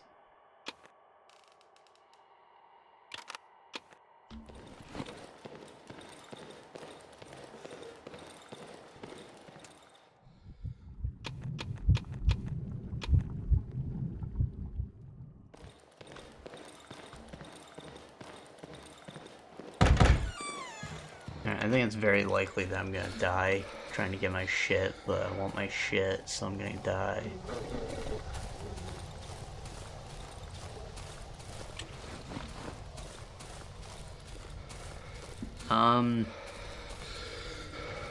The final rating, I will give it like an 8 out of 10, which is to say like higher than any other Eurojank game I've played, really. I think there's just like, you know, there's plenty of room for improvement. I talked about stuff that I would do differently in a sequel, and like it's very close to greatness. It just needs to, you know, have more budget. It gets a rating much better than you would have expected from it. Like, it's just really fucking good. And even if they just do like a definitive edition with like, you know, voice acting, maybe a few extra quests, that would be enough for a whole nother point. Like, make the story hit harder, please, because I thought it was really good. Add more differences between the two factions, you know, that would be a big game changer.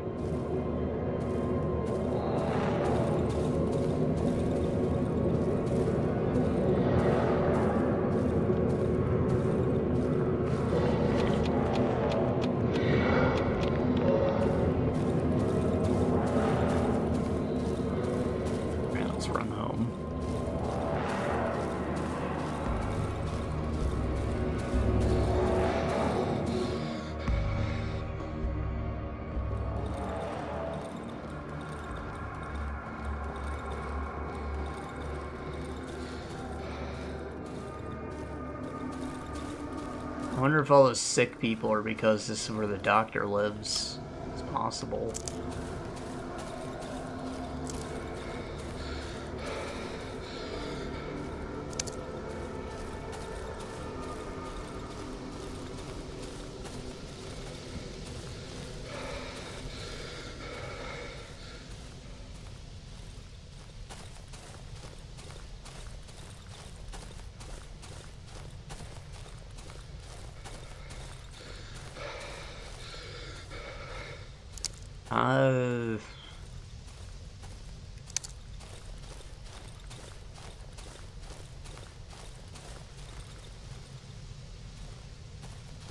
Ow. Absolutely play it. It's also, like, cheap.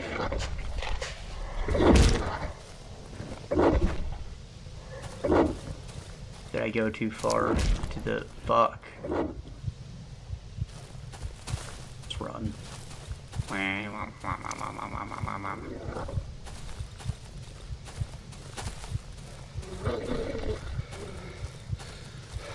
I don't know where I am.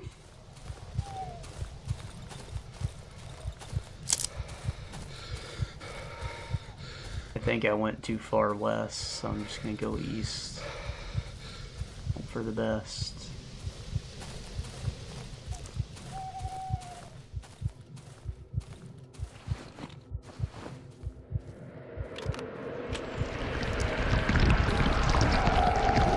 Come on, man, I have lights. I have lights!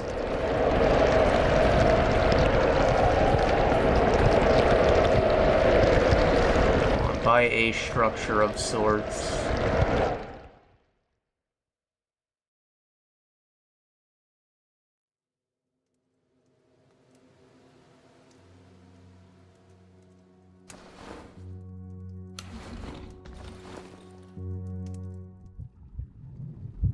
I get teleported home?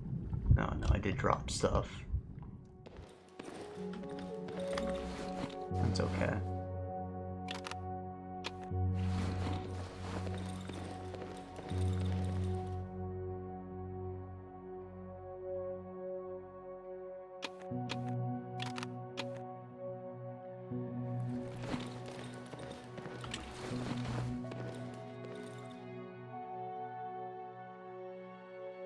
Give me a bullet. I also need rags, like, hella.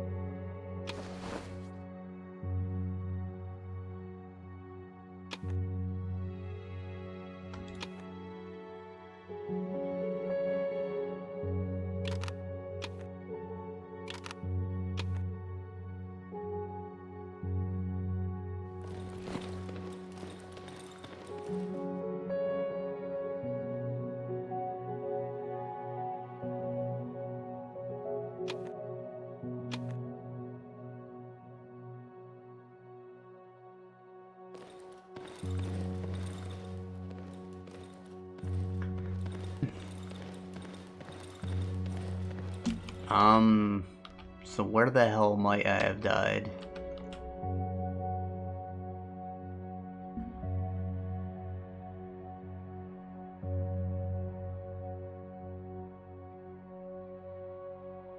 Ow, I think that's at the hunter's house.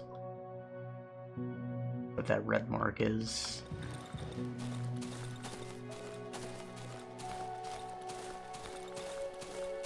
That one was by all that wood. I was maybe near the hideout, but there was that big tree to the side that was blocking my path. I don't remember that being there.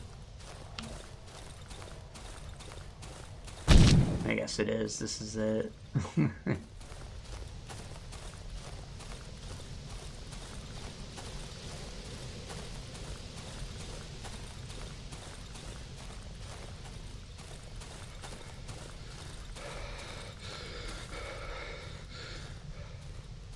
Fuck.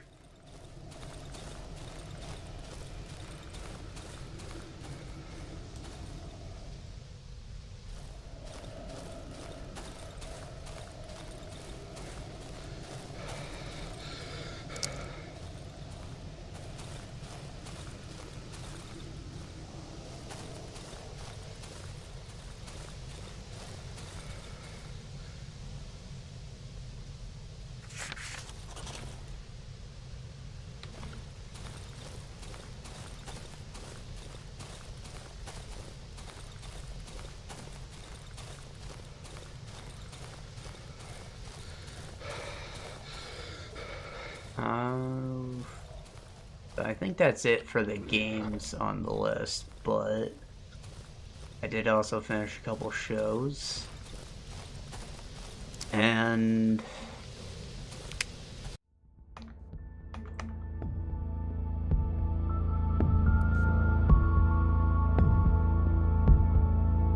okay. So I'll start with the movie that we skipped our stream for last week, and that was Chainsaw Man Rise Arc.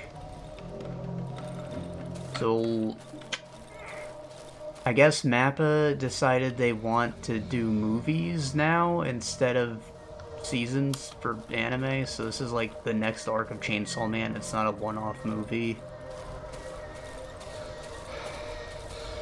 And I believe they're doing the same thing with Jujutsu Kaisen, and that you're doing the 3 Demon Slayer movies, right? Like, it's just what they're doing now, and considering the, you know, the terrible work conditions at MAPPA and how all their workers are on strike and how they've been taking so much freaking work, I see it, alright, I get it. Yeah, movies are cheaper, quicker, make a lot more money. I'm not used to going out to theaters, but I'm down for it.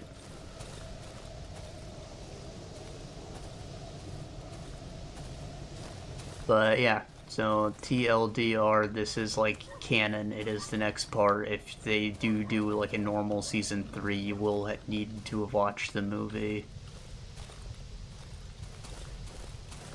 And, you know, Reze arc, fittingly, they introduce Reze, and it's like her entire time in the show. Right, she comes into Denji's life, and then she leaves for reasons.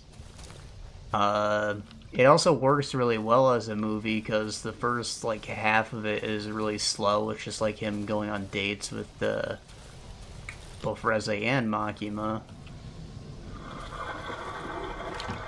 And just, you know, building up that whole relationship before they can hit us with the action.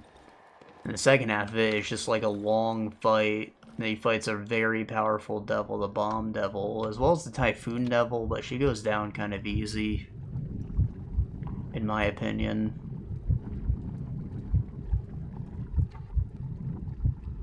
The Bomb Devil specifically was really powerful, though. She fights like everyone and damn near gets away every time. And it's all like one long fight, like they don't run off and recover between days. It's like a big tag team match almost.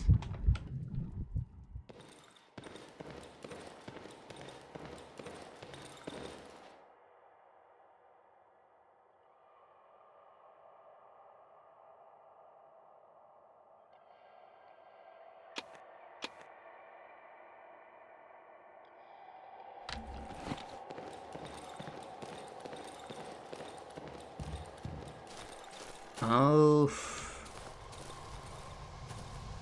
you know, the animation quality is great, of course. Like, it's Mappa. They've been doing quality work, which is why they got hired for all the stuff that they can't keep up with. I've got nothing to say about that, right? It's more Chainsaw Man. It's not necessarily movie quality, but that's because the show itself was always movie quality, you know?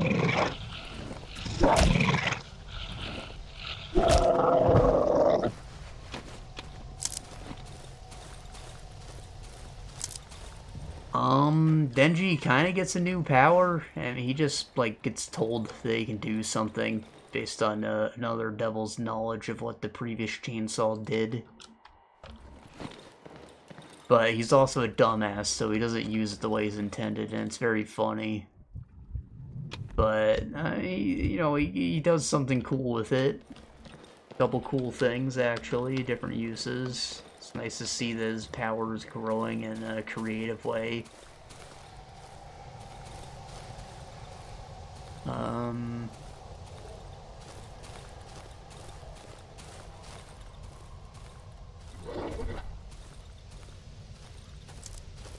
Yeah, it was great, alright? I don't want to spoil things for a show. My biggest takeaway here is just that I did not like the Bomb Devil's design.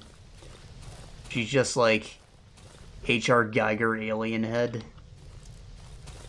And then like an apron, like ass out apron. I think there were some scenes where she wasn't wearing panties and others where she was. It was weird. Maybe like an animation quirk. Usually if her ass was the focus of the shot, she had underwear on, but there were definitely frames where she was not drawn with underwear. There is like full frontal nudity in the movie, but it's weird because they don't do the sexual details. Like, you know, you will see a boob, but there will be no nipple.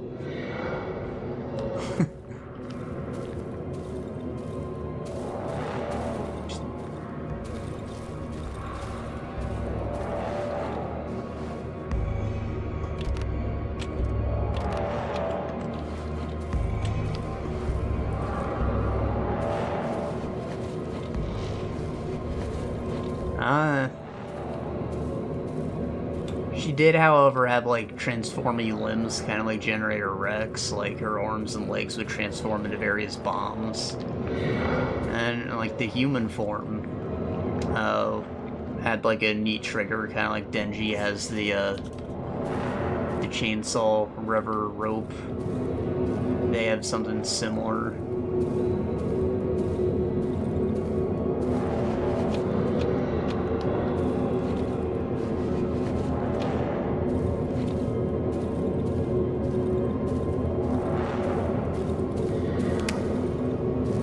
so there was like no reason to come down here. There's just a whole bunch of fucking dogs and exploding corpses.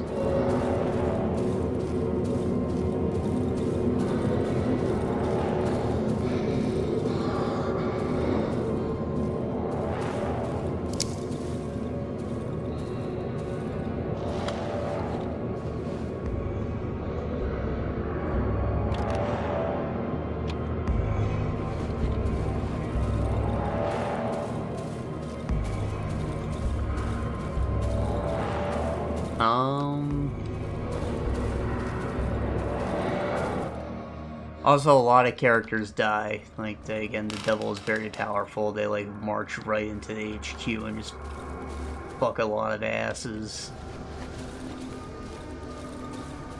That's cool. This show is pretty good with not giving people plot armor.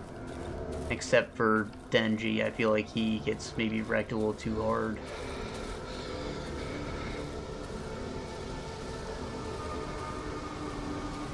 Also, Makima shows up to use another, like, really messed up looking power. I don't know what to make of her. I think that she's not human, but they never overtly say it. They never overtly say it, and most of the Devil Hunters have contracts, so it's not like they aren't able to use crazy shit. But there's just something off-putting about her. Should be bleeding out, right? That's how this works. That's how it works.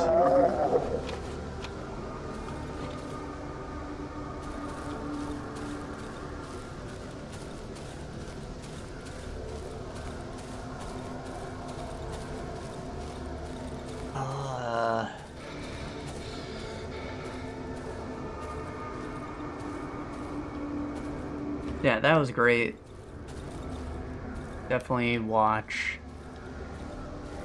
It was also, like, relatively popular. I heard it was the best-selling movie of that weekend. I went to see it, and then, like, the theater actually had people in it for once. I thought I was gonna be alone because my friend didn't watch the show, and I just went by myself, but no, there was actually a decent amount of people in there.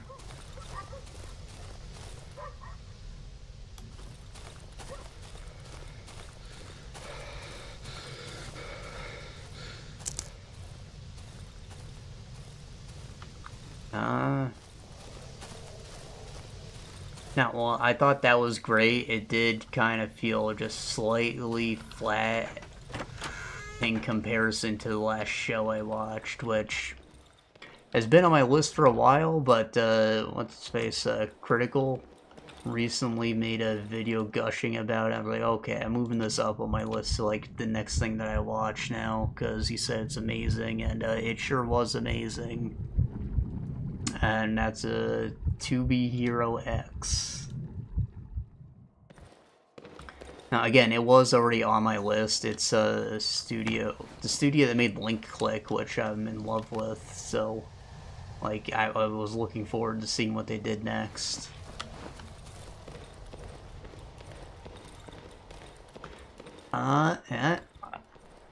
It is just a spectacle of animation. They change up the art style very frequently. I think it was maybe a little risky of them to make their first arc in 3D, but it's very good looking 3D. But like, at moments, even during that first arc, they changed style to 2D, to various styles of 2D, to various styles of 3D. And throughout the show, they keep up that trend. And specifically, there's the character X who has a power where he like snaps his fingers, and the art style changes every time he does it. So he is kind of built up as like a godlike figure up until the finale, where you finally get to see him in action. And it is just absolutely crazy to see. I'm not entirely sure what his power even is. I think he maybe has control over time and space. But he does some, like, just really wacky shit. He is so busted, it's awesome. Every other episode is just focused on heroes. Like, the episode titles are usually hero names, unless it's going through a specific arc. And I thought the story was slightly hard to follow at first. Once you finished it, you watched the last episode, it all comes together. Because the story is told out of chronological order. And, you know, you have to sort of reorganize everything that you saw yourself to make a consistent story. But it's fine because the way that they do is they follow a character at a time and they go through their whole part of the story. So it'll be like over the course of several years, this is what happened with this character, and then they jump and you'll see the same event happen in someone else's story, but it'll be like several episodes later. You're like, wait, what? Didn't I already see this?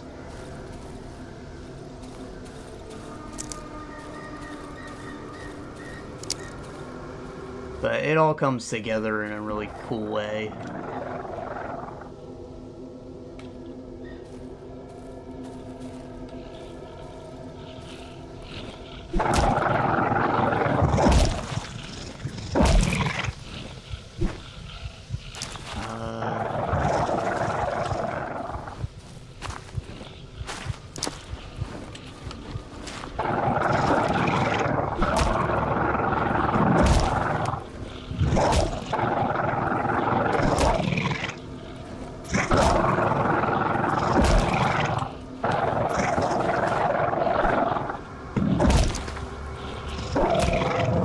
The world itself has a unique power system, which I haven't really seen anything quite like before, and they play with it in a lot of interesting ways, where you get your powers from people believing in you. So, like, it's a completely trust-based system.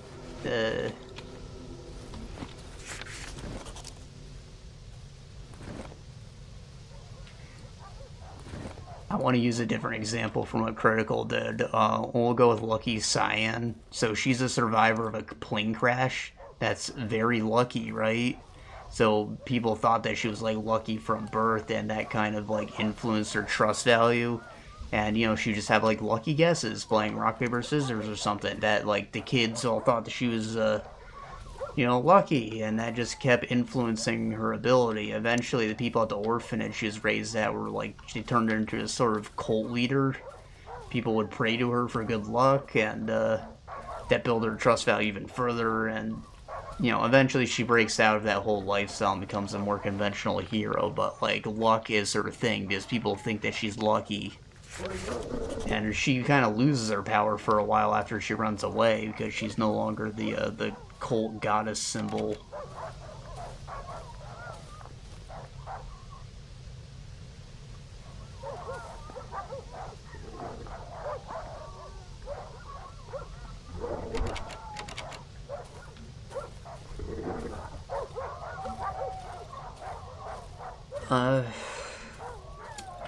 There's also, like, part of her arc is people find out about her past after she ran away, and her trust value starts to plummet because people think that, like, luck is a trade, like someone else suffers because you were lucky.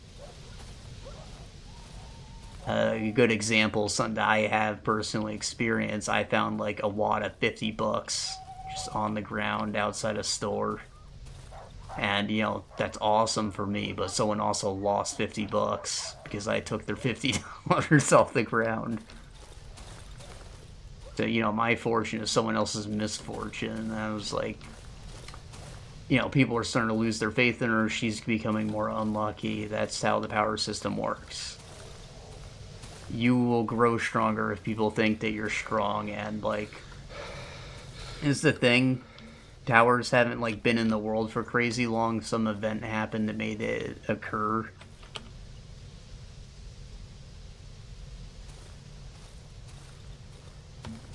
And, but the OG heroes, they'd have to do something heroic originally for people to start believing in them. But the modern heroes, they have, like, agencies and shit, and they put on stage shows. They got, like, PR people. They get, like, kids to, like, worship an actor of the person. They raise the trust value of the actual guy. they'll like stage events, like you'll hire a nemesis and like work up a whole storyline between you two just to build up PR and again get people talking about you. This gets into like some real social media idol worship, parasocial relationship type stuff. Here's the train wreck. We're gonna have to come back tomorrow when it's bright out.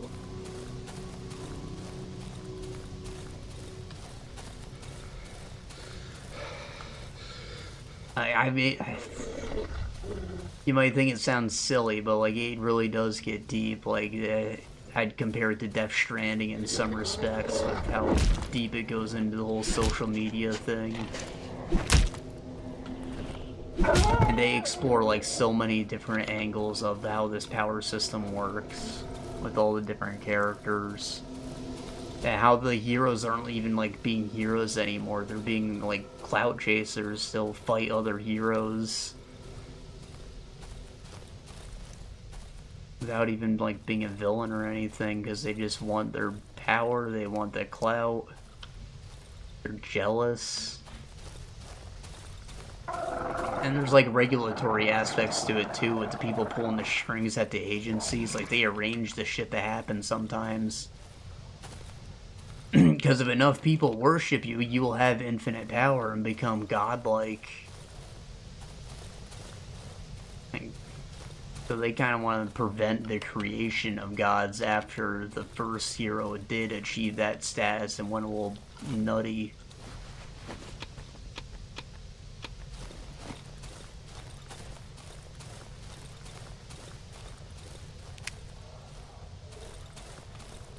Oh, and I thought the first arc was a really clever way to introduce you to this system because, what's his face? Nice, the first hero you meet, he kills himself.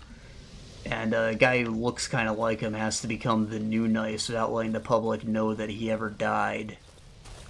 So at first he has no power, but he slowly actually literally becomes Nice as he goes through all the fake PR stuff.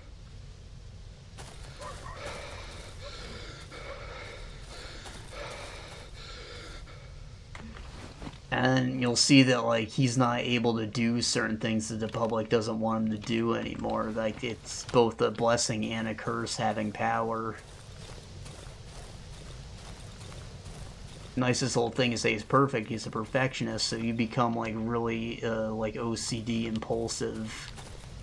Because that's what the public thinks of you. Or his girlfriend, Moon, she's a teleporter, but because she's a girlfriend, the public thinks that she's always by his side, and now she can't actually teleport anywhere except directly to him. She kind of has to stop doing hero work because she can't actually use her power the way it's intended anymore.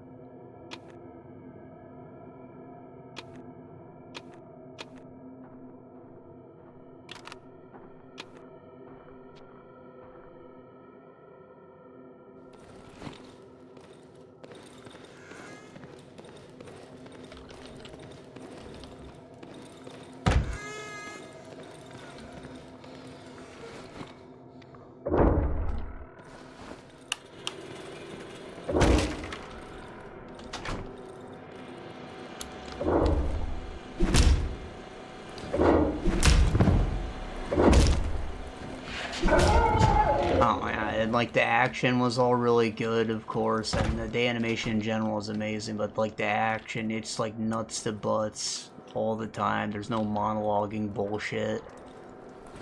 And part of that could be because the studio is Korean, so it's technically not even anime, but you know. I'm of the team that Avatar The Last Airbender is anime, so, like, whether or not it's from Japan doesn't matter to me at all.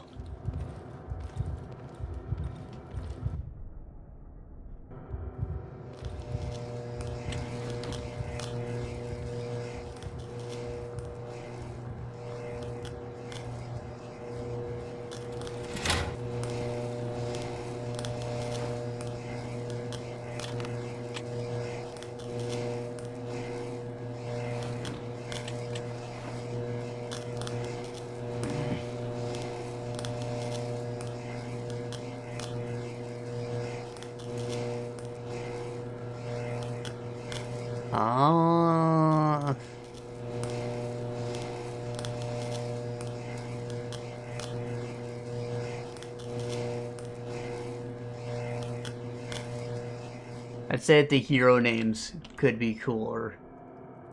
Like, again, I said the first guy's name was Nice. Like, it's a bit of a lame name. But they're usually, like, very literal as to what the character is. So, like, they make sense at least. Fuck!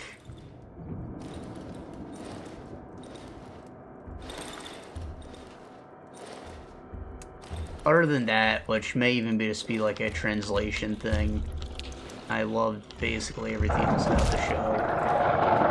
Definitely like a must-watch.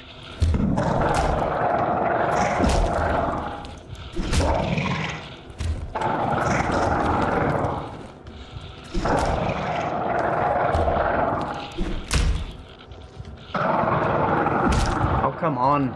Is that a different one?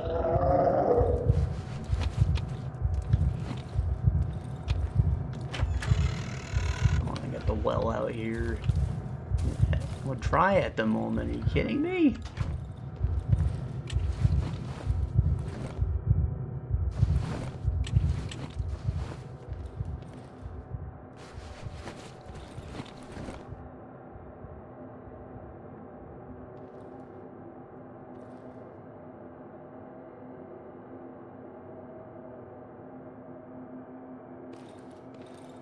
They break the door. Been open.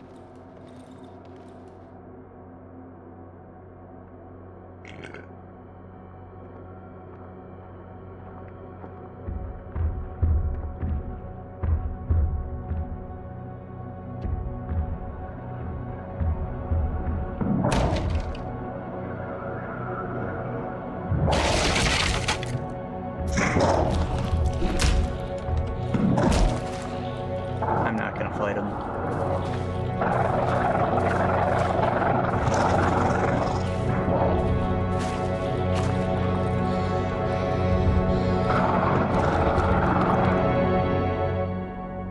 Whee! 200 reputation.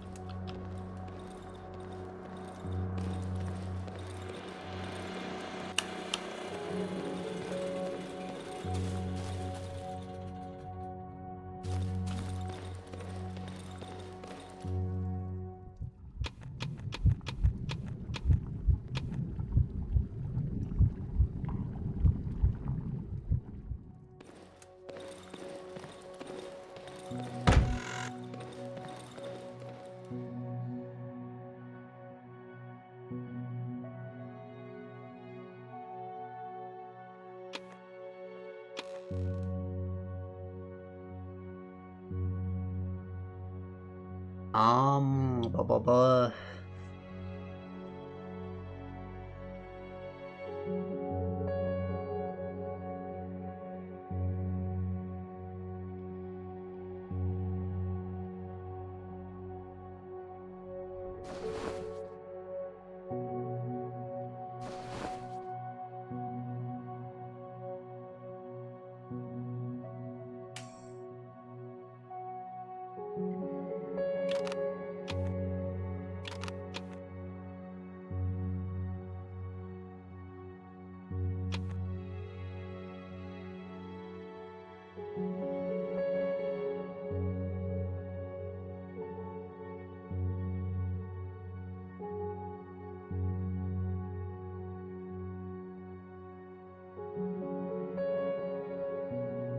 Could be carrying around 2 shovels.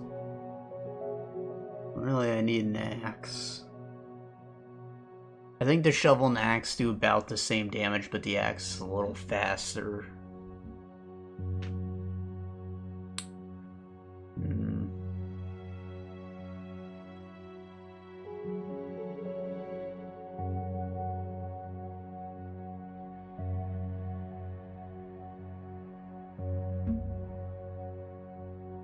I don't know.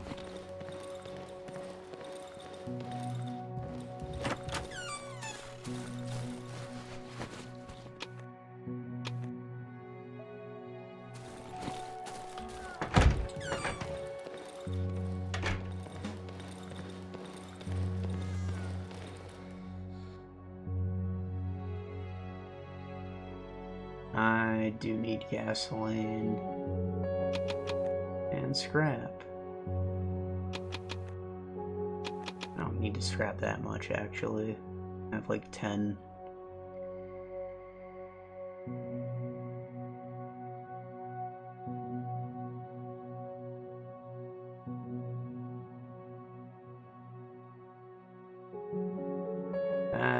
Shotgun. Ammo. I like ammo.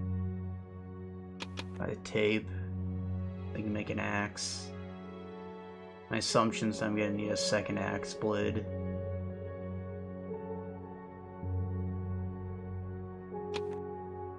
I will see about the fuel. Now we'll last another night or two.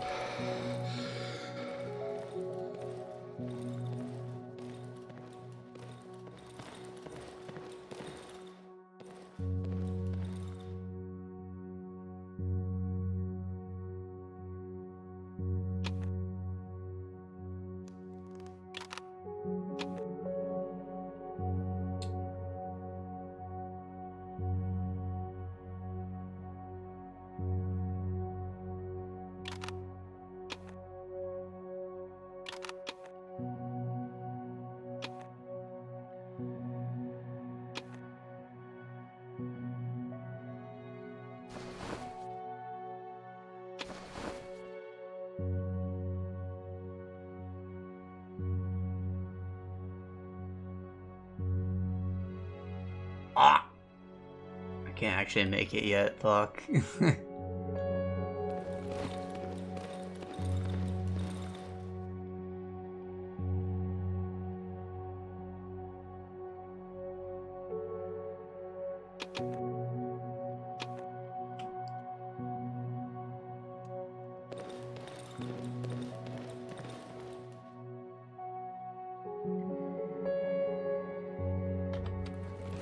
Okay. To the train wreck. Last thing on the list is, what you call it? Link Click. The Britain arc, aka Season 3. Yeah, I told you I watched Link Click, if you didn't believe me. Like, I'm not...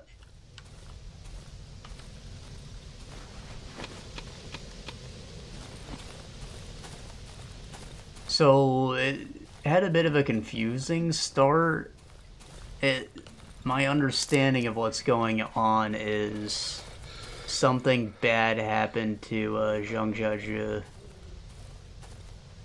and Lu Guang went back to like the day that they met to try and change the future. Which is something that he normally doesn't do. Is like he's hard set on never altering the future, but he's not okay with his best friend dying.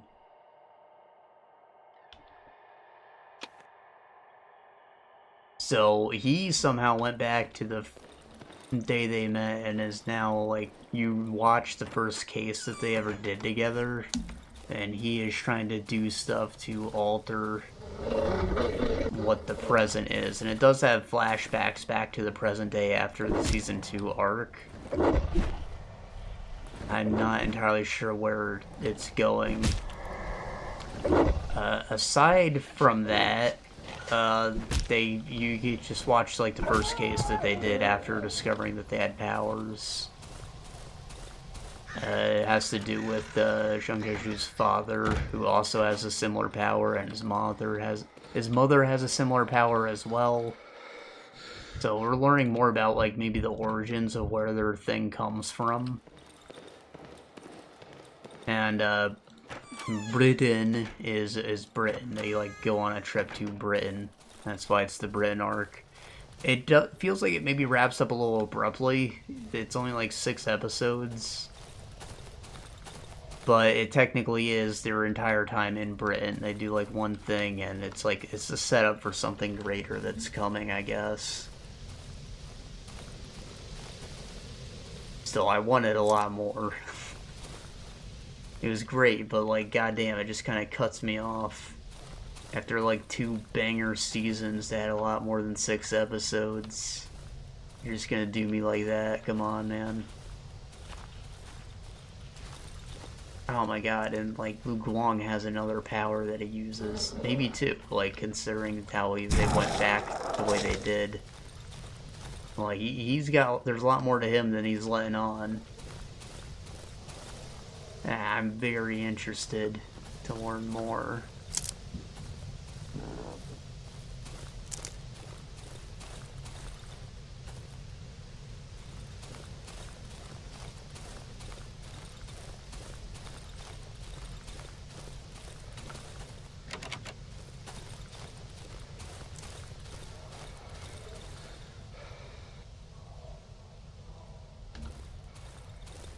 I don't know where I am. Like, obviously I'm at the edge, but did I go too far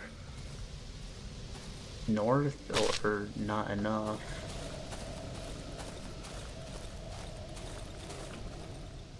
Okay, I'm definitely going too far south now.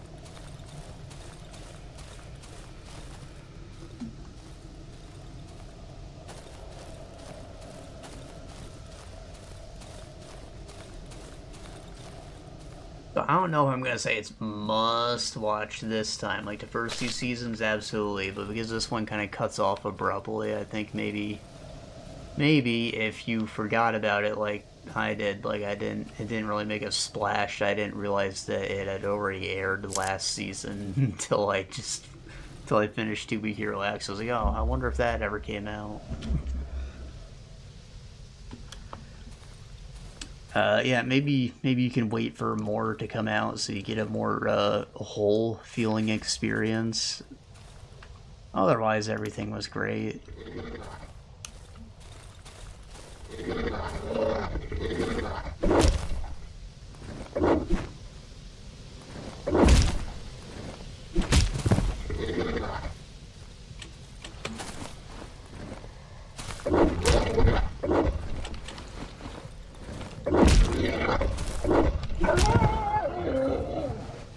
Doofer.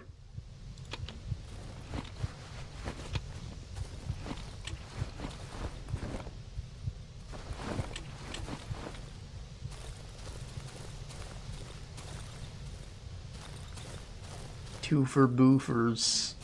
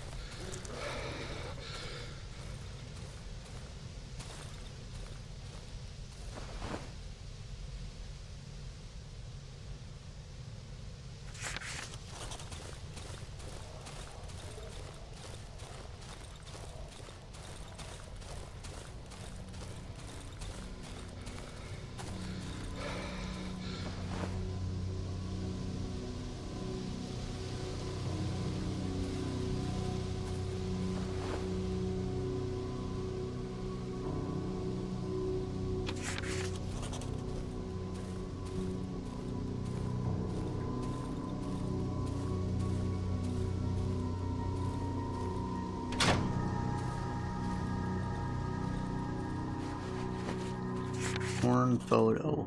It's a lady. His wife.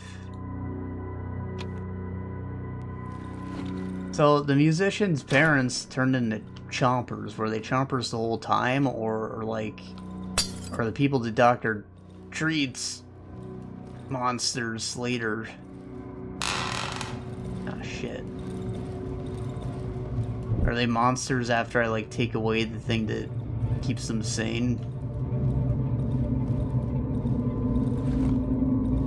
Was that violin the last thing that kept him human or something? What's he about to do to me? That was knockout gas.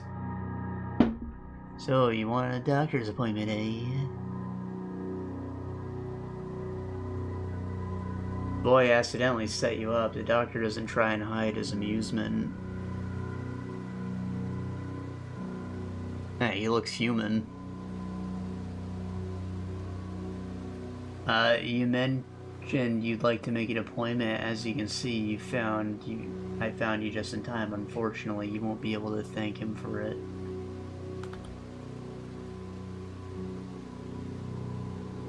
His face suddenly stiffens. I've waited for you, you rotten dog. You're a rare breed here. Your kind visits us whenever you please. You hide behind the trees, watch us from a distance, and then disappear. I can feel the doctor's cold hand grab me by the jaw, twisting my inert head so he can look me straight in the eyes. Luckily for me, something went wrong. Your companions left you, and you couldn't handle the woods. Am I not wrong? I'm not wrong, am I? You had your taste of the local life, eh? Did you enjoy it? Do you want more? Takes a full syringe out of his pocket. I'll show you more.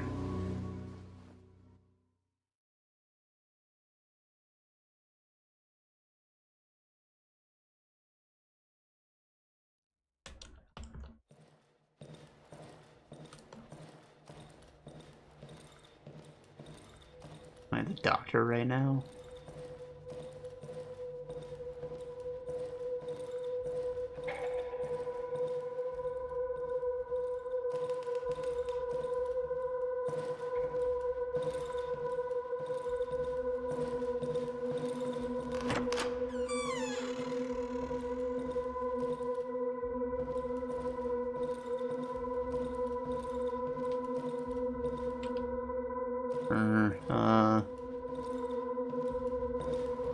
He was feeling well this morning.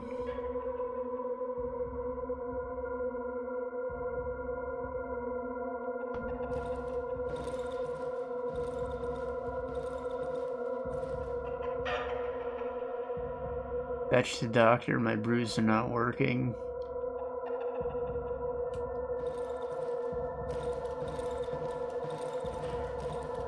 Beans, please.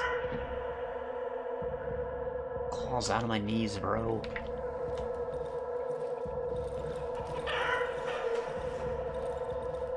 Chicken Lee. It's the woman turning into the beautiful woman. Is that like actually my character? Or is that his ex-wife? Or like...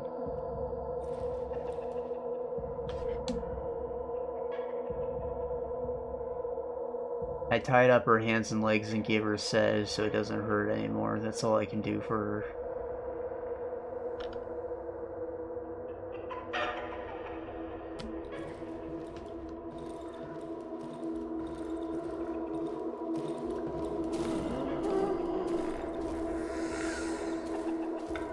Get you fucking charlatan, you're completely useless.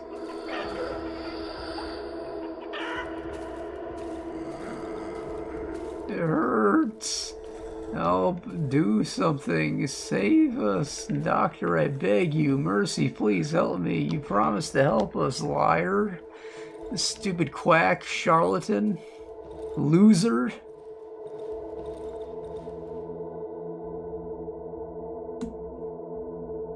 I feel as if my head is about to explode under pressure of the train car's walls.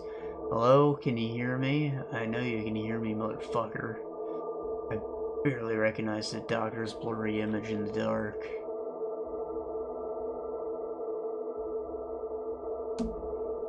You wish this would end, right? You'd like to get out of here?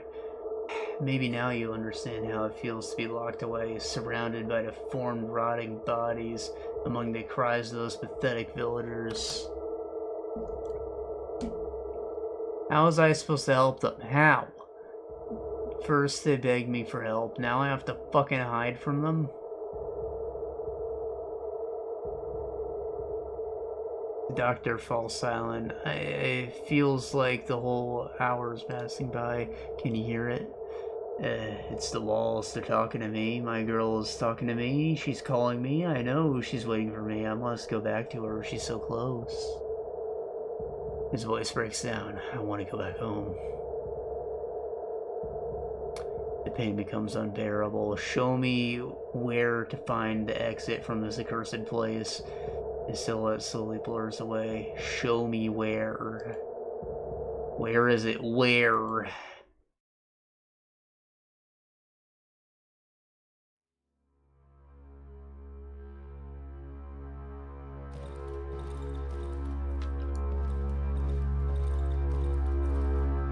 Though, what, he was here, like, at ground zero trying to help people, but he didn't know what the fuck was going on. People called him a dickhead.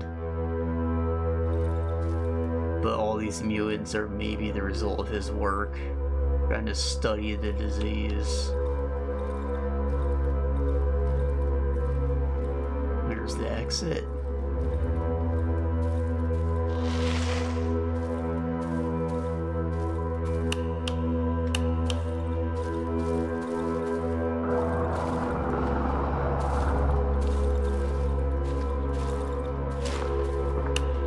Where is it? Show me where it is.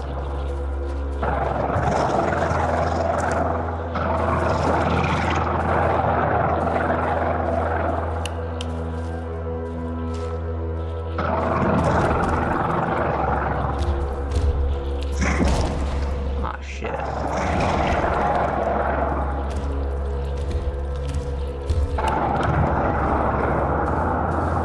Thought maybe I was supposed to, like, turn the lamps off and lead the darkness back to the doctor to kill him.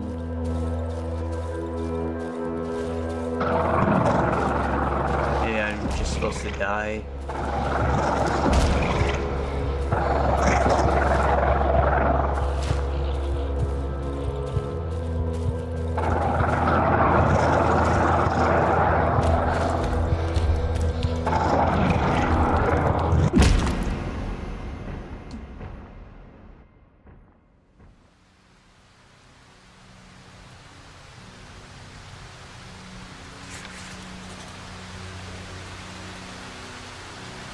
I barely had the strength to open my eyes. I see a blurred silhouette standing above me.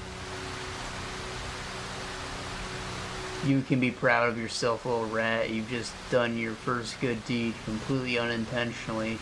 I'm completely paralyzed. I can only follow the doctor exiting the train with my weary gaze. Only after he disappears behind the trees, I realize I revealed the location of the underground entrance to him. This time the poison is too strong. I'm losing consciousness. I wake up after a few hours.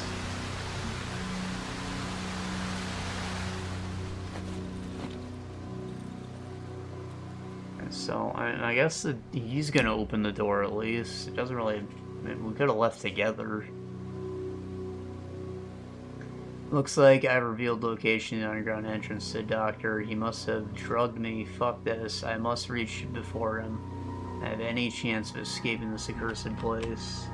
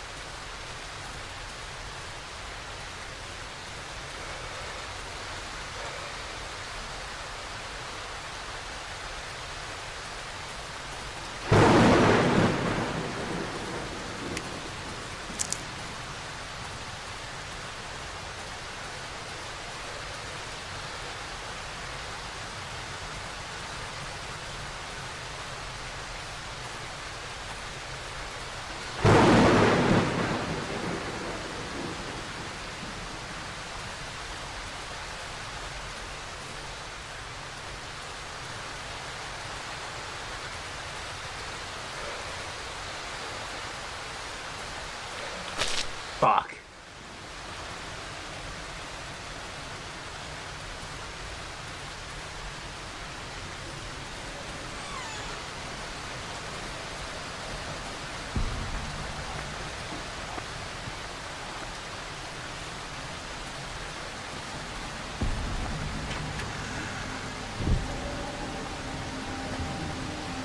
Key to the burn house. Bills.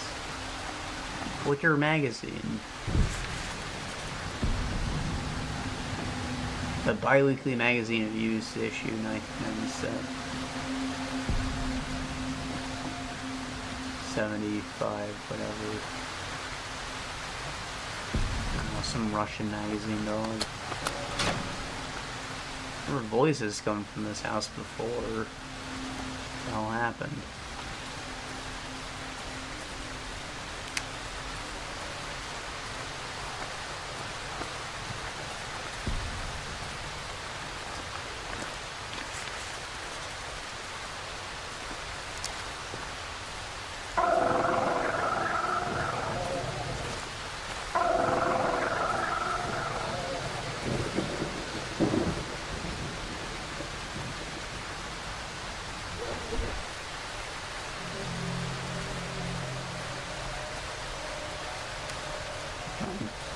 Looks like we can go back to the first cabin now, and I'm gonna want to bring some like good shit with me.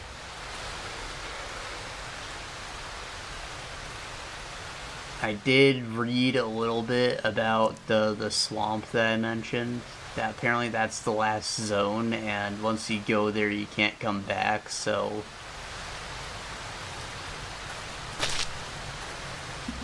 you kind of have to bring everything that's important with you, or whatever is important that fits in your bag, before you go to the swamp. That's where we're about to head, since you know, the doctor's at the bunker now. So, you know, it might be smart for me to make a trip or two, or really one trip, like whatever fits is what I need. Fuck!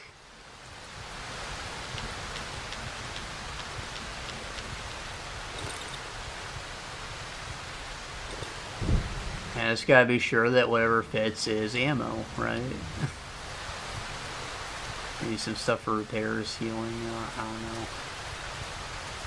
Be nice to have a stack of nails, if not wood. Shit.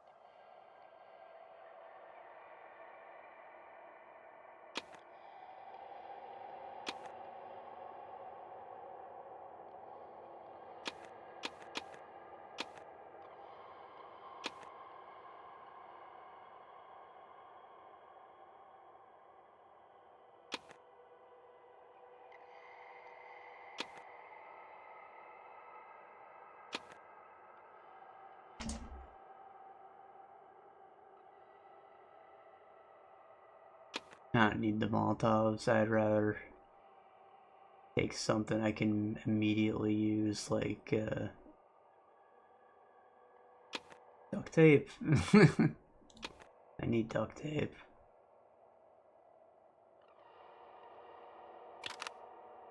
Brought one of those nail boards. Favor of tape.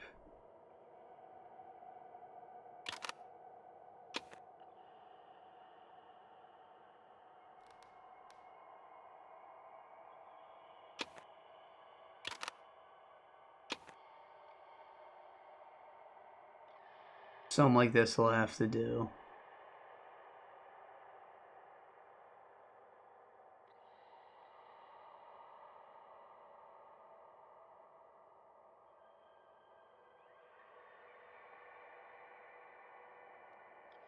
I feel like I shouldn't leave behind the mag or the pipe, but it is what it is.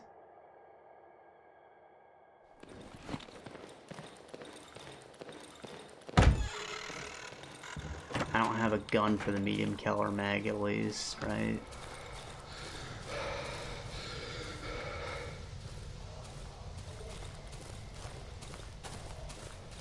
I'm just gonna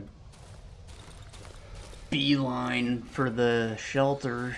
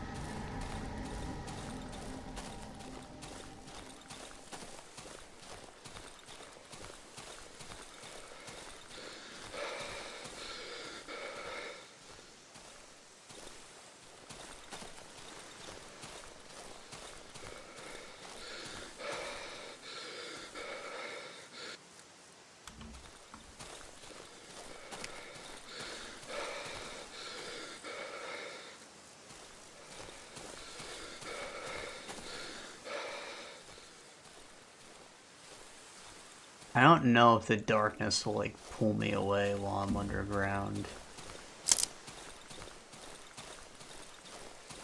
But I feel like I should try.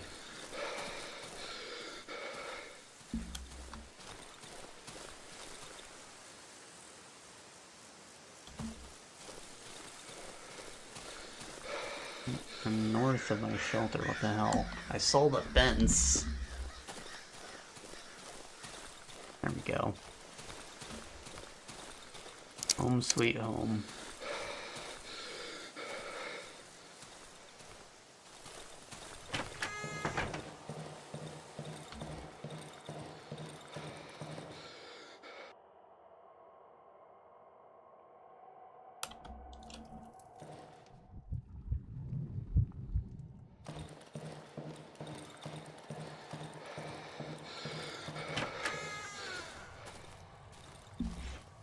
I just want to try and go. I don't have to wait a whole night.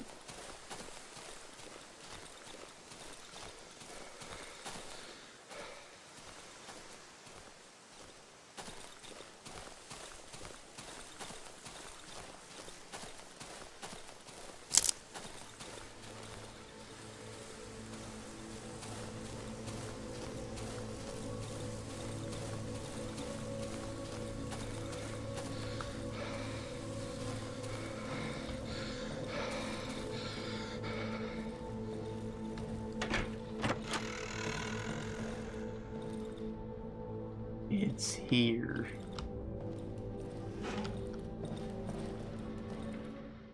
Trying to instruct people how to get out. I don't want any of these monsters to get out. My assumption is that this guy's like with the military, the guy that we're playing. And then again, every like Russian citizen is. I think it's a Romanian though, so you know that might just be me culturally being ignorant.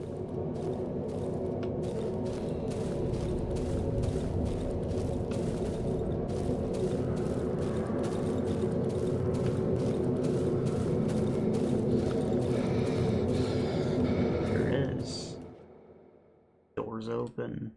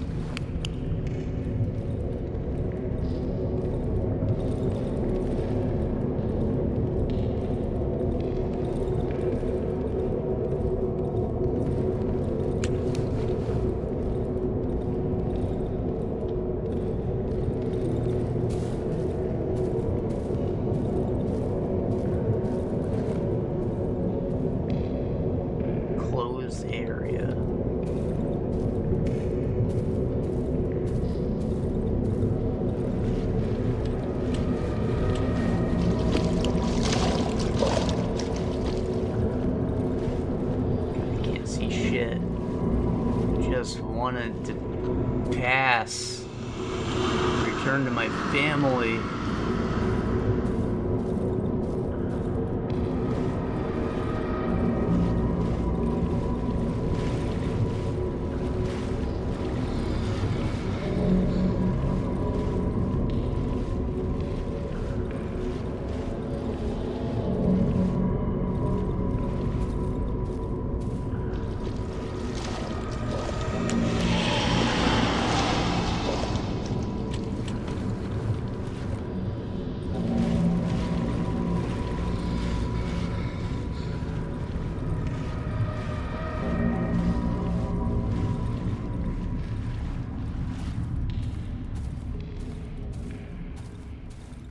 Eyeball.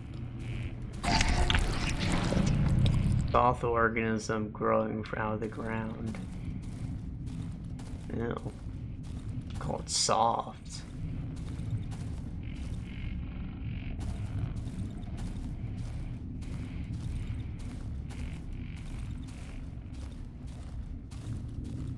Body. Dried body of some man, only skin and bones covered in roots. Surprisingly well preserved. There's a small hole in his forehead. I'd say it's been lying here more than 2 days.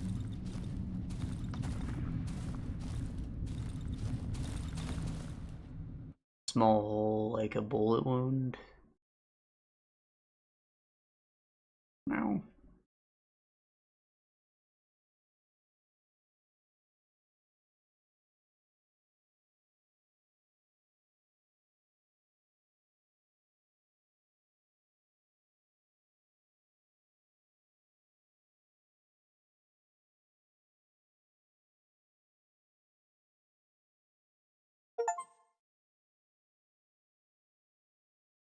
Whee! Chapter 2.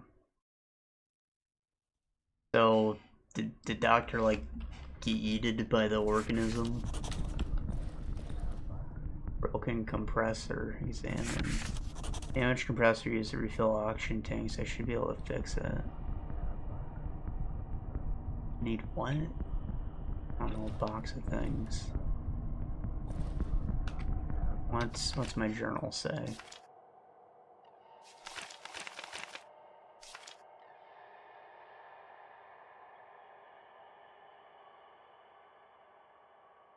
I finally got out of the tunnels. The hatch sealed itself shut behind me. I'm now at the swamp in an abandoned hideout. I found a broken compressor used to fill up oxygen tanks. What, is oxygen like a new mechanic? Do I need it to get through places? I'd imagine the ultimate goal is to the south.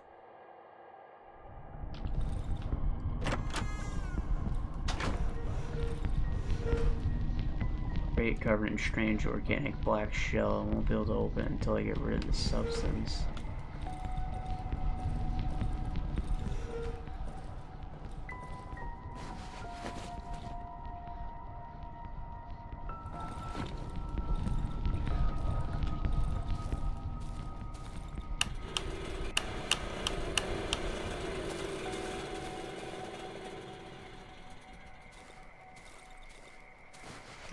Big hideout.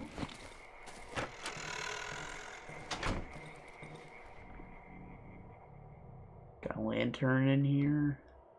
Nails. Scrap metal. Pills. Tape. That stuff.